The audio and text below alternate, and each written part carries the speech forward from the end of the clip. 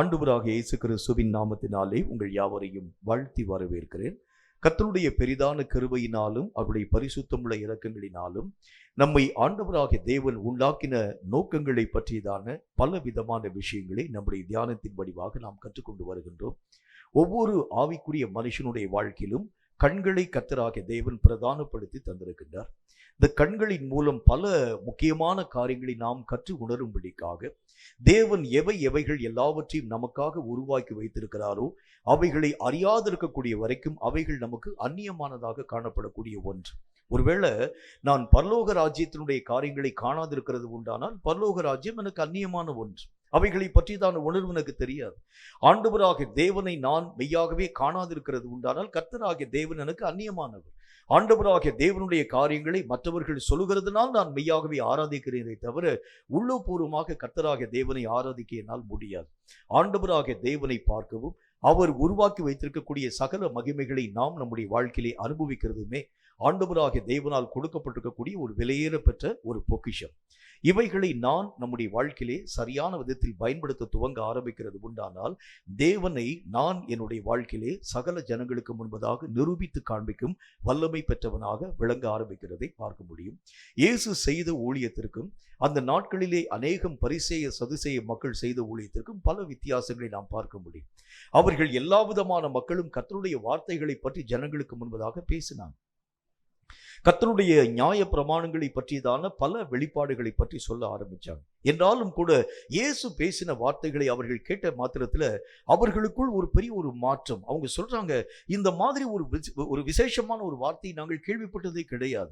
இவன் கல்லாதவனாய் காணப்பட ஆரம்பித்திருந்தாலும் இப்படி இந்த வார்த்தைகளின் ஆழ்ந்த காரியங்களை பற்றி பேசுகிறதனுடைய முகாந்திரம் எப்படிப்பட்டதா இருக்க முடியும் என்கிறதை பற்றி அவர்கள் யோசிக்க துவங்கினாங்க. இவைகள் எல்லாவற்றுக்கும் ஒரே ஒரு விடையை நான் உங்களுக்கு சொல்ல முடியும். அவர்கள் காணாததை பேசினார்கள், இயேசுவோ தான் கண்டதை பேசக்கூடியவராய் விளங்கினார். எதை நான் காண்கிறேனோ அதை நான் பேசுகிறது உண்டானால் அவைகளை உறுதியாக பேச உங்களாலும் என்னால முடியும். நான் காணாததை மற்ற மக்களுக்கு முன்பதாக அறிவுறுத்த ஆரம்பிக்கிறது உண்டானால் அது எனக்கும் அந்நியமானதாக இருக்கிறதுனால அவைகளை பற்றியதான முழு விவரங்களை நான் மெய்யாகவே அறிய முடியாது. இயேசு கிறிஸ்து வாழ்ந்த அந்த காலத்துல பல ஜனங்கள் பலவிதமான கேள்விகள் யாவற்றையும் கேட்க ஆரம்பிச்சாங்க. எல்லா விதமான ஜனங்களும் பரலோகத்தை பற்றி கேள்வி கேட்டாங்க, ஆண்டவராகிய பிதாவாகிய தேவனை பற்றி கேள்விகளை கேட்க ஆரம்பிச்சாங்க, தேவ தூதர்களை பற்றி கேள்வி கேட்க ஆரம்பிச்சாங்க. ஒரு பெண் ஒருத்தி 7 பேருக்கு மனைவியாக மாற்றப்பட்டு அதன் பின்பதாக மரணத்தின் ஊடாக கடந்து போயிட்டார். அந்த பெண்ணினுடைய நித்திய வாழ்க்கையில அந்த பெண் யாருக்கு மனைவியாய் இருப்பாள், அதாவது பரலோக ராஜ்யத்தில் அவள் யாருக்கு மனைவியா இருப்பாள், இப்படி ஒரு கேள்வி கேட்கிறாங்க. ஒரு கான்ட்ரவர்சியான ஒரு கேள்வியை கேட்கக்கூடிய நேரத்துல கர்த்தர் அவைகளுக்குரிய தீர்க்கமான பதில்கள் யாவற்றையும் சொல்கிறதுக்கு என்ன காரணம் என்றால் பரலோகத்தை அறியும் அறிவுடையவராய் இயேசு காணப்பட ஆரம்பித்தார். அதுதான் காரணம். பரலோகத்தை அவருடைய கண்கள் காண ஆரம்பிச்சதுனால தேவ ராஜ்யத்தினுடைய சட்டங்கள் இப்படித்தான் இருக்கும். ஆண்டவராகிய தேவனுக்கு அடுத்த காரியங்கள் இப்படிப்பட்டதுதான். ஆண்டவராகிய தேவன் உண்டாக்கி வைத்திருக்கக்கூடிய உலகம் இப்படிப்பட்டதுதான். கர்த்தராகிய தேவனுடைய கண்களின் வழியாக இந்த உலகத்தை பார்க்கக்கூடிய நீங்களும் நானும் உலகத்தில் பெரிய முக்கியமான காரியங்களை கர்த்தர் நமக்காக வைத்திருக்கிறத பார்க்க முடியும். இப்ப நான் என்னுடைய சொந்த கண்களினால் உலகத்தை பார்க்கிறதற்கும் கர்த்தராகிய தேவனுடைய பார்வையை போல என்னுடைய பார்வை மாற்றத்தின் ஊடாக கடந்து போன பிறகு உலகத்தை நான் பார்க்கிறதுக்கும் பெரிய வித்தியாசத்தை நான் பார்க்க முடியும். கர்த்தர் இந்த உலகத்தை உருவாக்கும் பொழுது எப்படி உருவாக்கினார் பாருங்க. இப்ப நம்மளை பார்த்து அநேக விதமான ஜனங்கள் கேட்கிறாங்கன்னு வச்சுக்கோங்க, இந்த உலகம் உங்களுக்கு எப்படிப்பட்டதா இருக்கிறது அப்படின்னு ஒரு கேள்வி கேட்டாங்கன்னா நம்ம சொல்லுவோம், உலகம் அநேகம் கஷ்டங்களினாலே, அநேகம் நஷ்டங்களினாலே, அநேகம் வியாதியினாலே, பலவீனத்தினாலே, அநேகம் விதமான இழப்புகளினாலே, அநேகம் விதமான துன்மார்க்கமான காரியங்களினாலே நிரப்பப்பட்ட ஒரு உலகமாய் காணப்படுகிறது. இதே கேள்வியை கர்த்தராகிய தேவன் பார்த்து நீங்க கேளுங்க, இந்த உலகம் எப்படிப்பட்டதா இருக்கிறது ஆண்டவரே நீ கேட்டீங்கன்னா கர்த்தராகிய தேவன் சொல்லுகிறார், ஆண்டவராகிய தேவனுடைய நாமத்தினாலே இந்த உலகம் பார்த்து பார்த்து உருவாக்கப்பட்ட ஒரு உலகம். மனிதர்கள் வாழுகிறதுக்கு தகுதியாக இந்த உலகத்தை நான் உருவாக்கி வச்சேன். இதிலே காணப்படும் ஒவ்வொரு விதமான நிலைகளும் மனிதனுக்கு பிரயோஜனமாக காணப்படும் என்பதற்காகவே மனிதர்கள் வாழுகிறதுக்கு தகுதியான அளவிற்காக, மனிதர்களுக்கு விரோதமாக அல்ல, மனிதர்களை மெய்யாகவே பட்சிக்கும் ஒரு உலகமாக அல்ல, மனிதர்களுக்கு எதிரையாய் காணப்படும் ஒரு உலகமாக அல்ல, அல்லது மனிதர்களை மெய்யாகவே அழிக்கக்கூடிய ஒரு உலகமாய் அல்ல, மனிதர்களை காப்பாற்றும் உலகமாகவே நான் அவர்களுக்கு உருவாக்கி வைத்தேன். கர்த்தருடைய பார்வை அப்படிதான் பார்க்கும். நீங்கள் அந்த உலகத்தை அணுகுகிறதற்கும் கர்த்தர் இந்த உலகத்தை அணுகுகிறதுக்கும் பல வித்தியாசங்களை பார்க்கலாம். ஆகவேதான் கர்த்தராகிய தேவன் சொல்கிறார், என்னை போல நீங்கள் பார்வைகளை பார்க்க ஆரம்பிக்கிறது உண்டானால் எதையும் குறித்து நீங்களும் நானும் குற்றப்படுத்தவே மாட்டோம். எந்த காரியத்தையும் குறித்து நீங்களும் நானும் தீர்ப்பு சொல்ல மாட்டோம். தீமையான வார்த்தைகளை பேச மாட்டோம். எல்லா காரியத்தையும் கர்த்தராகிய தேவன் உருவாக்கின கர்த்தர். வானத்தை உண்டாக்கினார், பூமியை உண்டாக்கினார், சமுத்திரங்களையும் அதிலே காணப்படக்கூடிய மச்சங்களையும் கர்த்தராகிய தேவன் உருவாக்கினார். எல்லா காரியங்களையும் உருவாக்கின கர்த்தர் கடைசியில் ஒரே ஒரு வார்த்தை சொல்கின்றார், எல்லாம் நல்லது என்றே கர்த்தராகிய தேவன் காண ஆரம்பித்தார். எதிலையும் கர்த்தருடைய கண்கள் தீமையை பார்க்கல. எதிலும் வேறுபடுத்தப்பட்ட காரியங்களை கர்த்தருடைய கண்கள் பார்க்கல. அப்ப அவருடைய பார்வைக்கும் என்னுடைய பார்வைக்கும் அநேகம் வேறுபாடுகள் உண்டு. நான் இந்த உலகத்தை அணுகக்கூடிய அணுகுமுறைக்கும் கர்த்தர் இந்த உலகத்தை அணுகக்கூடிய அணுகுமுறைக்கும் வித்தியாசம் உண்டு. நான் இந்த உலகத்தை அநேக விதமான எதிரடையாக நான் பார்க்க ஆரம்பிக்கிறேன். ஆனால் கர்த்தருடைய பார்வையோ நான் உண்டாக்கி இருக்கக்கூடிய உலகம், என்னால் சிருஷ்டிக்கப்பட்டிருக்கக்கூடிய இந்த பகுதியில தீமையை உங்களுடைய கண்களினால் எப்படி பார்க்க முடியும்? அசுத்தமான காரியங்களை எப்படி உங்கள் கண்களினால் நீங்கள் பார்க்க முடியும் என்கிறதை பற்றியதான அதே நோக்கத்தோடு கூட கர்த்தருடைய கண்கள் பூமியினுடைய நிலைகளை பார்க்கக்கூடியதாய் விளங்குகிறது. ஆகவேதான் கர்த்தராகிய தேவன் நம்மை பார்க்கக்கூடிய விதத்திற்கும் நாம் மற்ற ஜனங்களை பார்க்கக்கூடிய அந்த விதத்திற்கும் அநேகம் வேறுபாடுகள் உண்டு. மற்றவர்களுடைய குறைவுகளை நீங்களும் நானும் பார்க்க ஆரம்பிக்கிறோம். ஆனால் கர்த்தர் உங்களையும் என்னையும் பார்க்கும் பொழுது உங்கள் நிறைவுகளை ஆண்டவராகிய தேவன் பார்க்கிறார். அவன் எனக்காக எப்படிப்பட்ட ஒரு வாழ்க்கை வாழ்றான் பாருங்களேன். அவன் எவ்வளவு தூரம் தன்னுடைய வாழ்க்கையிலே ரொம்ப கஷ்டத்தின் ஊடாக கடந்து போக ஆரம்பிச்சாலும், அநேகம் நஷ்டத்தின் ஊடாக கடந்து போக ஆரம்பிச்சாலும், தன்னுடைய வாழ்க்கையிலே பல எதிர்ப்புகள் வர ஆரம்பித்தாலும், அவன் என் நாமத்துக்காக எவ்வளவு வைராக்கியமான ஒரு வாழ்க்கை வாழ்க, இப்படிதான் நம்மளை கர்த்தர் பார்ப்பார். ஆனால் கர்த்தரை நீங்கள் பார்க்கும்போது எப்படி பார்க்குறீங்க? இந்த கர்த்தர் பார்ஷியாலிட்டி பார்க்கக்கூடிய ஒரு தேவன். இந்த அவனுக்கு நல்லது செய்யற, இவனுக்கு நல்லது செய்யற, எனக்கெல்லாம் ஒண்ணுமே செய்ய மாட்டேங்கிறார். நான் கர்த்தரை பார்க்கறதுக்கும் கர்த்தர் என்னை பார்க்கறதுக்கும் என்ன வேறுபாடு உண்டு? என்னுடைய பார்வையிலே ஒரு வித்தியாசத்தை நான் உணர்கிறேன். கர்த்தராகிய தேவன் சொல்கிறார், நான் பார்க்கிற மாதிரி பாரு. நான் இந்த உலகத்தை உருவாக்கின அந்த விதத்திலே இந்த உலகத்தினுடைய காரியங்களை நீ அணுக வேண்டியது அவசியம். இந்த உலகத்திலே காணப்படும் எல்லா சிருஷ்டிகளை நீ மெய்யாகவே நான் உண்டாக்கின நோக்கத்தோடு கூட நீ அணுக ஆரம்பிக்கிறது உண்டானால் இவைகள் ஒன்றும் உனக்கு எதிரடையான காரியங்களை உருவாக்காது. நீ அவைகளை ஆசரிக்க தெரியாமல் அவைகளுக்கு விரோதமான காரியங்களை செயல்படுத்த ஆரம்பித்தால் மட்டும்தான் இந்த உலகம் உனக்கு எதிர்த்து நிற்குமே தவிர, இவைகளை என்னுடைய நோக்கத்தோடு கூட நீ மெய்யாகவே அணுக ஆரம்பிக்கிறது உண்டானால் உலகம் அதனுடைய பலன்களை உனக்கு சரியான விதத்தில் கொடுக்கக்கூடியதாய் விளங்கும். எல்லா விளைச்சல்களை நீ மெய்யாகவே பெறக்கூடியவனாக, உலகத்திலே என்னென்ன விதமான காரியங்களை உனக்காக நான் உருவாக்கி வைத்தேனோ அதனுடைய நிறைவான பலன்களை பெறக்கூடிய மார்க்கம் எப்படிப்பட்ட மார்க்கம் என்று சொன்னால், நான் அணுகக்கூடிய வண்ணமாய் நீ உலகத்தை அணுக வேண்டும். இதைத்தான் கர்த்தர் சொல்லுகின்றார். அப்ப நம்முடைய பார்வையில காணப்படக்கூடிய வித்தியாசத்தினாலதான் அநேக மக்களை பற்றி நான் குறைவாக மதிப்பீடு செய்ய ஆரம்பிக்கின்றேன். கர்த்தராகிய தேவனை பற்றி நான் தவறாக புரிந்து கொள்ள ஆரம்பிக்கின்றேன். கர்த்தர் உண்டாக்கின ஒவ்வொரு நிலைகளையும் நான் தப்பான அர்த்தம் கொள்ளக்கூடியவனாய் விளங்க ஆரம்பிக்கிறேன். இந்த குடும்பத்தில் நான் பிறவாதிருக்கிறது நல்லா இருந்திருக்கும். இந்த குடும்பத்தில் நான் பிறந்திருக்கிறதுனால எத்தனை கஷ்டம், எத்தனை பாடு, எத்தனை வேதனை. ஏன் ஆண்டவரை இந்த ஒரு ஃபேமிலியில கொண்டு போய் என்னை கொண்டு போய் சேர்த்தீங்க? எத்தனை முறை நீங்களும் நானும் கேள்விப்பட்டிருக்கோம். கர்த்தராகிய தேவனை பார்த்து நம்ம கேள்வி கேட்டிருக்கோம். கர்த்தர் சொல்லுகின்றார், நான் பார்க்கக்கூடிய வண்ணம் நீ இந்த காரியங்களை பார்க்கிறது உண்டானால் அதிலே காணப்படும் எல்லா நன்மைகளை கண்டு நீ உண்மையிலேயே என்னுடைய நாமத்தை ஸ்தோத்திரம் பண்ணுவ. என்னை பார்த்து நீ சொல்லுவ, இந்த குடும்பத்தை நீர் எனக்கு தந்ததற்கு உடைய நாமத்தை ஸ்தோத்திரிக்கிற ஆண்டவரே, இதை போல என்னுடைய வாழ்க்கையில இவ்வளவு ஒரு நன்மையான காரியங்களை பெறக்கூடிய எந்த மார்க்கத்தையும் நான் இந்த உலகத்திலே ஒரு நாளும் பெற்றிருக்க முடியாது. நீங்க தான் என்னை பார்த்து பார்த்து இந்த குடும்பத்தோடு கூட ஒன்றாக இணைக்கக்கூடிய ஒரு தேவனாக விளங்க ஆரம்பித்து, இப்ப கர்த்தர் பார்க்கக்கூடிய வண்ணமாய் நாம் தெளிவான பார்வை உள்ளவர்களாய் விளங்க ஆரம்பிக்கிறது உண்டானால் உலகத்திலே காணப்படும் எல்லா நியமங்களை சரியான விதத்தில் ஆசரிக்க உங்களாலும் என்னாலும் ஆகும். எப்படியெல்லாம் இந்த உலகத்தினுடைய காரியங்கள் நமக்காக உண்டாக்கப்பட்டிருக்கிறது என்பதை பற்றி நாம் அறிந்து கொள்ள துவங்க ஆரம்பிக்கிறது உண்டானால் உலகம் உங்களுக்கு எதிரடையாக அல்ல, உலகத்தை சரியான விதத்தில் ஆசரிக்கும் ஒரு மக்களாக விளங்குகிறதை நீங்களும் நானும் பார்க்க முடியும். உலகத்தை பற்றி கர்த்தருடைய வேதத்துல ஆண்டவராகிய தேவன் நமக்கு பல விஷயங்களை சொல்ல ஆரம்பிக்கின்றார். இதுல குறிப்பாக நம்முடைய பார்வை சம்பந்தப்பட்ட விஷயத்துல நம்முடைய பார்வை எப்படிப்பட்ட பார்வையாய் காணப்பட வேண்டும். பல நேரங்களில் நம்முடைய பார்வை மற்றவர்களை நாம் பார்க்கக்கூடிய ஒரு மக்களாய், மற்றவர்களை நிதானிக்கக்கூடிய ஒரு மக்களாய், மற்றவர்கள் செய்யக்கூடிய தவறுகள் எல்லாம் எளிதாக கண்டுபிடிக்கக்கூடிய அளவிற்காக அவைகளிலே காணப்படும் குற்றங்கள் என்னென்ன விதமான குற்றங்கள். அவன் 3 நாளைக்கு முன்னால இப்படிப்பட்ட வார்த்தையினுடைய இந்த இடையிலே இந்த ஒரு வார்த்தையை அவன் பேச ஆரம்பிச்சான். அதெல்லாம் நான் என்னுடைய மனதில் நினைவின் ஆழத்திலே கொள்ளக்கூடியவனாக விளங்க ஆரம்பிப்பேன். ஆனால் கர்த்தராகிய தேவன் நமக்கு தந்திருக்கக்கூடிய பார்வையிலே பிரதானமான ஒன்று எப்படிப்பட்டது என்று சொன்னால், என்னை அறியக்கூடிய பார்வையை கர்த்தராகிய தேவன் எனக்கு தந்திருக்கின்றார். வேத புஸ்தகத்துல நல்ல ஒரு வாக்கியத்தை நான் வாசிக்கிறேன். நீங்க ஆதியாகம புஸ்தகத்தில் 3வது அதிகாரம் 7வது வசனம் இந்த வார்த்தையை நமக்கு சொல்கிறது. ஆதியாகமம் 3வது அதிகாரம் 7வது வசனம் இந்த வார்த்தையை நமக்கு சொல்கிறது. வாசிக்கிறீங்க நீங்க. அப்பொழுது அவர்கள் இருவருடைய கண்களும் திறக்கப்பட்டது, அவர்கள் தாங்கள் நிர்வாணிகள் என்று அறிந்து. அது வரைக்கும் அவங்களுக்கு அந்த நிர்வாணத்தை பத்தி அவங்களுக்கு தெரியல. அவங்களுடைய குறைவுகள் அவங்களுக்கு தெரியல. அவங்களுடைய வாழ்க்கையிலே காணப்படக்கூடிய அநேக விதமான பழுதான காரியங்கள் அவங்களுக்கு தெரியல. எப்பொழுது ஆண்டவராகிய தேவனால் உருவாக்கப்பட்டிருக்கக்கூடிய அந்த பழத்தினுடைய மகிமையினால அந்த மக்களுடைய கண்கள் திறக்கப்பட்டதோ, அப்பொழுது தங்கள் நிலைகளை அவர்கள் அறிந்து கொள்ள ஆரம்பிச்சாங்க. இப்ப வேத புஸ்தகத்தில் கர்த்தராகிய தேவன் சொல்லுகின்றார், முதல் காரியம், உன்னை அறியக்கூடிய அறிவுள்ளவனாய் நீ முதல் காரியம் விளங்க வேண்டும். நான் எப்படிப்பட்ட ஒரு வாழ்க்கை வாழும்படிக்காக அழைக்கப்பட்டிருக்கிறேன். பல நேரங்களில் இந்த அறிவற்ற ஒரு நிலைகளில் நான் காணப்பட ஆரம்பிக்கிறதுனால பல அலுவல்களுக்குள்ளாக நான் சிக்கிக்கொள்ள ஆரம்பிச்சேன். பல ஓட்டங்களின் ஊடாக நான் கடந்து போக ஆரம்பித்து விடுகின்றேன். பல நிலைகள் இப்படிதான் என்னுடைய வாழ்க்கையினுடைய நிலைகள் காணப்படக்கூடியதாய் ஆண்டவராகிய தேவன் வச்சிருப்பார் போல இருக்கிறது. நானாகவே பலவிதமான வழிகளை தீர்மானிக்கிறேன். இப்படிப்பட்ட தீர்மானங்கள்ல தான் பல இழப்புகளும் பல நஷ்டங்களும் என்னுடைய வாழ்க்கையிலே உருவாக்கப்படக்கூடியதாக மெய்யாகவே காணப்பட ஆரம்பிக்கிறதை பார்க்க முடியும். தேவன் ஒரு காரியத்திற்காக என்னை வைத்திருக்கிறார் என்பதை முதல் காரியம் நான் என்னுடைய வாழ்க்கையிலே ஆழமாய் விளங்க வேண்டியது அவசியம். யோனாவினுடைய சம்பவம் இதற்கு நல்ல ஒரு உதாரணம். கர்த்தருடைய நாமத்தினால யோனா என்கிற தீர்க்கதரிசி ஆண்டவராகிய தேவன் நினிவே பட்டணத்துக்கு விரோதமாய் அனுப்புகின்றார். நினிவே பட்டணத்திலே காணப்படக்கூடிய மக்கள் செய்யக்கூடிய தவறுகளை பற்றி யோனா, நீ போய் அந்த ஜனங்களுக்கு முன்பதாக எச்சரிப்பான வார்த்தைகள் யாவற்றையும் சொல்ல வேண்டும். இந்த யோனா என்கிற மனுஷனுக்கு கர்த்தராகிய தேவனை பற்றி ஓரளவு தெரியும்.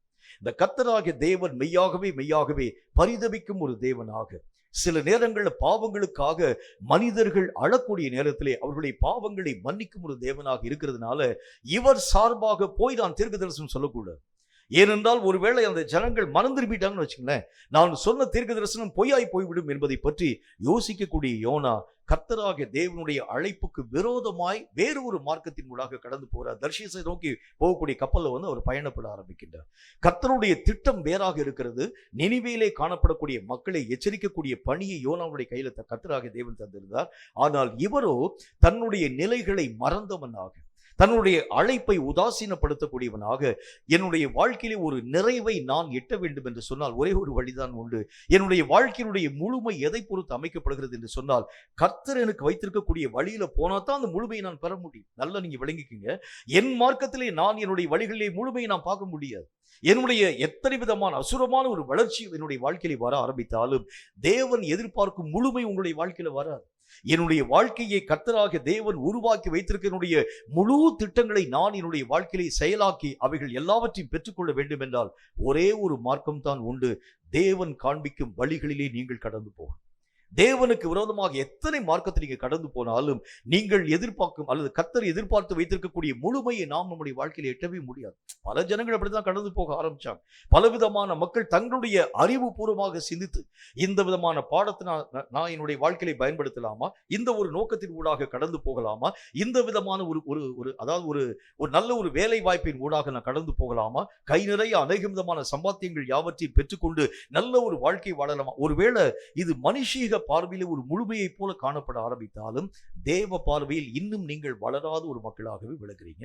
எப்ப நான் ஆண்டவராகிய தேவனுக்குள் முழுமை அடைய ஆரம்பிக்கிறேன் என்று சொன்னால், தேவன் எனக்கு வைத்திருக்கக்கூடிய மார்க்கங்களிலே நான் பயணப்படும் பொழுதுதான் முழுமையை எட்டும் ஒரு மனிதனாக விளங்க ஆரம்பித்து விடுகின்றேன். ஆகவேதான் கர்த்தராகிய தேவனுடைய வேதம் சொல்லக்கூடிய வார்த்தையின் அடிப்படையில் இந்த யோனா என்கிற தீர்க்கதரிசி கர்த்தராகிய தேவனுடைய சித்தத்திற்கு விரோதமாக வேற ஒரு இடத்திற்கு நோக்கி கடந்து போக ஆரம்பிச்சார். அவர் என்ன யோசிச்சிருப்பாரு, இந்த இடத்திற்குள்ளாக நான் கடந்து போகாது இருக்கிறது நிமித்தமாக கர்த்தர் ஒருவேளை கோபப்படுவார். நான் கர்த்தருடைய சமூகத்தை நோக்கி ஜெபித்து, ஆண்டவரே என்னுடைய பாவங்களை தயவாக நீர் மன்னிக்க வேண்டும், நான் செஞ்ச அந்த மகா பெரிய பிழையை நீர் மன்னிக்க வேண்டும் என்று சொல்லி கர்த்தரை நோக்கி நான் அழுது புலம்பி ஜெபிக்கிறது உண்டானால் அவர் இரக்கங்களின் தேவனாக இருக்கிறனால அவர் என்னை மறந்து அவர் அந்த காரியங்கள் யாவற்றையும் மன்னிச்சு விட்டுருவார்னு சொல்லி யோனாவுடைய மனம் ஒருவேளை யோசிக்கலாம். பல பேருடைய மனசு அப்படித்தான் யோசிக்கக்கூடிய நிலைகளின் ஊடாக இருக்கிறது நம்ம பார்க்கிறோம். ஆண்டவராகிய தேவனுடைய நாமத்தினால் நம்ம நிறைய தப்புகளை செஞ்சுட்டு ஒரு நாளிலே போய் அதிலும் பார்த்தீங்கன்னா, அதாவது டிசம்பர் மாதம் 31ஆம் தேதி அதாவது வாக்குத்தத்த ஜெபத்திற்கு முந்தின நாள் இரவெல்லாம் போய் உட்கார்ந்து ஃபாஸ்டிங் ஜெபம் பண்ணுவார். கர்த்தருடைய நாமத்தில் இந்த வருஷமெல்லாம் செஞ்ச தப்பு, எத்தனை விதமான தவறுகளை அந்தந்த நேரத்தில் கர்த்தராகிய தேவன் சுட்டி காண்பிக்கக்கூடிய நேரத்தில் மனம் திரும்பாம அந்த வாக்குத்தத்த ஜெபத்திற்கு முதல் நாளில் அல்லது 31ஆம் தேதி அன்றைக்கு இரவு முழுவதும் உட்கார்ந்து ஜெபித்து, ஆண்டவரே இந்த இந்த புதிய வருடத்தில் ஆகிலும் என்னுடைய குறைவுகள் எல்லாவற்றையும் நீக்கி நான் புதிய ஒரு மனிதனாக பிரவேசிக்க கிருபைகளை தாரும் என்று சொல்லி கர்த்தருடைய வேதம் சொல்கிறதை போல கர்த்தர் ஒவ்வொரு முறையும் நம்முடைய வழிகளை விட்டு நாம் நீங்கும் பொழுது கர்த்தர் பல விதமான வழிகளின் மூலம் நம்மை எச்சரிக்கைப்படுத்த ஆரம்பிக்கிறார். அவர் சொல்றார், இது நீ போகக்கூடிய இந்த வழி தவறான மார்க்கம், நீ நீ வந்து இந்த இந்த ஒரு பயணத்தின் ஊடாக போகிறது, இது வழிக்கு நன்மையான ஒரு காரியத்தை தருகிறதை போல நான் காணவில்லை மகனே. ஆகவே இந்த மார்க்கத்தை விட்டு நீ மெய்யாகவே பிரிந்து நான் காண்பிக்கும் வழியின் ஊடாக கடந்து போகும். கர்த்தர் ஒவ்வொரு நேரத்திலும் உங்களை என்னையும் எச்சரிக்கும் ஒரு தேவனாக விளங்க ஆரம்பிக்கின்றார். இந்த எச்சரிப்பை நான் என்னுடைய வாழ்க்கையிலே ஏற்றுக்கொள்கிறது உண்டானால் நிறைவை அல்லது முழுமையை எட்டும் ஒரு மனிதனாக விளங்க ஆரம்பித்து விடுகின்றேன். இந்த எச்சரிப்புக்கு விரோதமாக என் இஷ்டத்தின்படி நான் கடந்து போக ஆரம்பிக்கிறது உண்டானால் ஒருவேளை என்னுடைய சொந்த வாழ்க்கையிலே ஒரு நிறைவான ஒரு அனுபவத்தை மாதிரி எனக்கு கொடுக்கப்பட்டிருக்கக்கூடிய பிள்ளைகளுக்கெல்லாம் நான் வந்து நல்ல ஒரு திருமணம் யாவற்றையும் நான் செஞ்சு வச்சுட்டேங்க, எனக்கு தேவையான நல்ல வந்து அதாவது வீடு வாசல்கள் யாவற்றையும் நான் கட்டி முடிச்சிட்டேன், எல்லா காரியங்கள் யாவற்றையும் நான் திறமையாக நான் செஞ்சு முடிச்சிட்டேன்னு சொல்ல ஆரம்பித்தாலும் தேவன் எதிர்பார்க்கும் முழுமை உன் வாழ்க்கையில் இருக்கு. கர்த்தர் எதிர்பார்க்கும் முழுமையை நீ பெற வேண்டும் என்றால் தேவ வழிகளிலே முதல் காரியம் கடந்து போக வேண்டும். இதற்கு முக்கியமான தேவை என்ன? என்னை அறியும் அறிவு முதல் காரியம் எனக்குள்ள வரணும். இப்ப நான் எங்க நிற்கிறேன் அப்படிங்கக்கூடிய அந்த ஒரு அறிவை நான் என்னுடைய வாழ்க்கையில பெற வேண்டும். எந்த இடத்தில் கர்த்தராகிய தேவனுடைய வழி எங்க இருக்கு, இப்ப நான் எங்க நிற்கிறேன், எதை நோக்கி என்னுடைய கண்களை நான் திசை திருப்பி வைத்திருக்கிறேன், எதை நோக்கி என்னுடைய பயணம் காணப்பட போகிறது, எதை நான் மெய்யாகவே விரும்பக்கூடியவனாய் காணப்படுகின்றேன், எது என்னுடைய வாழ்க்கையிலே பிரதான பங்கு வகிக்கிறது, எதற்காக நான் வாஞ்சியோடு கூட காணப்படுகிறேன், இதை முதல் காரியம் நான் என்னுடைய வாழ்க்கையிலே ஆழமாய் உணர ஆரம்பித்தால்தான் என் வழிகளை விட்டு நான் நீங்கி தேவனுக்கு பிரியமான மார்க்கத்தின் ஊடாக பயணப்பட என்னால் முடியும். வேதத்திலே ஆண்டவராகிய தேவனுடைய நாமத்தினாலே கர்த்தர் காண்பித்த வழிகளை விட்டு விலகின அநேக மக்களுடைய வாழ்க்கையின் நிலைகளை நம்ம வந்து பார்க்க முடியும். ஆண்டவராகிய தேவனுடைய நாமத்தினாலே தேமாய் என்கின்ற மனிதன் பரிசுத்த மனுஷனாக காணப்படக்கூடிய அப்போஸ்தலனாகிய பவுலோடு கூட இணைந்து பணியாற்றின ஒரு மனிதன். வேத புத்தகத்தில் நல்ல ஒரு வாக்கியம் இவ்விதமாய் நமக்கு எழுதப்பட ஆரம்பித்திருக்கிறது. அவர் சொல்லுகின்றார், இந்த தேமாய் என்கின்ற மனிதன் உலகத்தின் மேல் தன்னுடைய கண்களை பறக்க விட ஆரம்பிச்சு உலகத்திலே காணப்படக்கூடிய ஆசைகளை கட்டுப்படுத்த தேமா என்கிற மனுஷனால் முடியாமல் போக ஆரம்பிச்சனாலே பவுலை விட்டு அந்த தேமா என்கிற மனிதன் விழுந்து போனான் என்கிறதை பற்றி வேத புத்தகத்தில் வாசிக்கிறோம். பல பேருக்கு கொடுக்கப்பட்டிருக்கக்கூடிய அழைப்பை விட்டு அவர்கள் மெய்யாகவே விழுந்து போவதற்கு காரணம் என்ன? தங்களுடைய நிலைகளை அவர்கள் ஆராய மனமற்றவர்களாய் கடந்து போக ஆரம்பிச்சாங்க. நான் எங்கிருந்து வந்து நான் எதை நோக்கி நான் கடந்து போகணும்? இப்ப ஆண்டவருடைய வேதம் சொல்கிறதை போல ஒரே இடத்தை நோக்கி நம்ம வந்து நீங்களும் நானும் பயணப்படக்கூடிய ஒரு மக்களாயில் போகக்கூடிய இடம் ஒண்ணுதான், ஆனால் போகக்கூடிய வழிகள் வெவ்வேறு வழி. எனக்குன்னு ஒரு விசேஷமான அழைப்பை கர்த்தர் வச்சிருப்பார், வேறொரு மனிதனுக்கு வேற விதமான ஒரு மார்க்கத்தை வச்சிருப்பார். நான் இந்த மனிதனை காப்பி பண்ணிக்கொண்டு அவனை நான் மெய்யாகவே ஃபாலோ பண்ணி போகக்கூடாது. எனக்கு என்கிற எந்த வழியை கர்த்தர் வைத்திருக்கிறாரோ இவைகளை நான் ஆராய்ந்து பார்த்து எல்லா மக்களும் ஒரே வழியில நீங்க போகணுங்க. ஒருவன் எந்த மாதிரி போறானோ அதே மாதிரி எல்லா விதமான மக்களும் கடந்து போக வேண்டும். ஒரு எறும்பு முன்பதாக எப்படி வழிகாட்டி கடந்து போகிறதோ அந்த எறும்பை ஃபாலோ பண்ணி எல்லா விதமான எறும்புகளும் போற மாதிரி நீங்களும் எல்லா விதமான மக்களும் ஒரே மாதிரி இல்லை. ஒவ்வொரு மனிதனுக்கும் தனித்தனியான வழியை கர்த்தராகிய தேவன் வச்சிருக்கிறார். இது ஏன் இந்த மாதிரியான ஒரு காரியம் ஆண்டவராகிய தேவனால் உருவாக்கப்பட்ட ஒன்று என்கிறதை பற்றி அவங்களுக்கு சொல்ல வேண்டியது அவசியம். ஏனென்றால் மனிதர்கள் மெய்யாகவே ஏதாகிலும் ஒரு காரியத்தை பின்பற்றி கடந்து போகும் மக்களாய் அல்ல, அவர்கள் சுயமாய் சிந்தித்து முடிவெடுக்கணும்னு கர்த்தர் விருப்பப்படுகிறார். அவங்க யோசிச்சு முடிவெடுக்கணும்னு சொல்லி கர்த்தர் விருப்பப்படுகிறார். எது நன்மை எது தீமை என்பதை பற்றி ஆராய்ந்து பார்த்து அவங்க முடிவெடுக்கணும். நன்மையான காரியம் எல்லா விதமான மக்களும் நன்மை செய்றாங்க, சோ நான் வந்து நன்மை செய்கிறேன் அப்படி அவங்க போகக்கூடாது. கர்த்தராகிய தேவன் உங்களுடைய எல்லா விதமான உணர்வுகளுக்கு ஆண்டவராகிய தேவன் மதிப்பு கொடுக்கும் ஒரு தேவன். நல்லா நீங்க வந்து விளங்கிக்கங்க. உங்களுடைய உணர்வுகளை கர்த்தர் மதிக்கின்றார். என்ன உணர்வை மதிக்கின்றார்? நன்மையும் தீமையும் கர்த்தர் உங்களுக்கு முன்னால் கொண்டு வந்து வைப்பார். இது நன்மை இது தீமை என்பதை பற்றி கர்த்தர் பேசுவார். ஆனால் செலக்ட் பண்ண வேண்டிய பொறுப்பு அது உங்களுடைய பொறுப்பு. அதை உங்க கையில தான் கர்த்தர் கொடுத்துருவார்.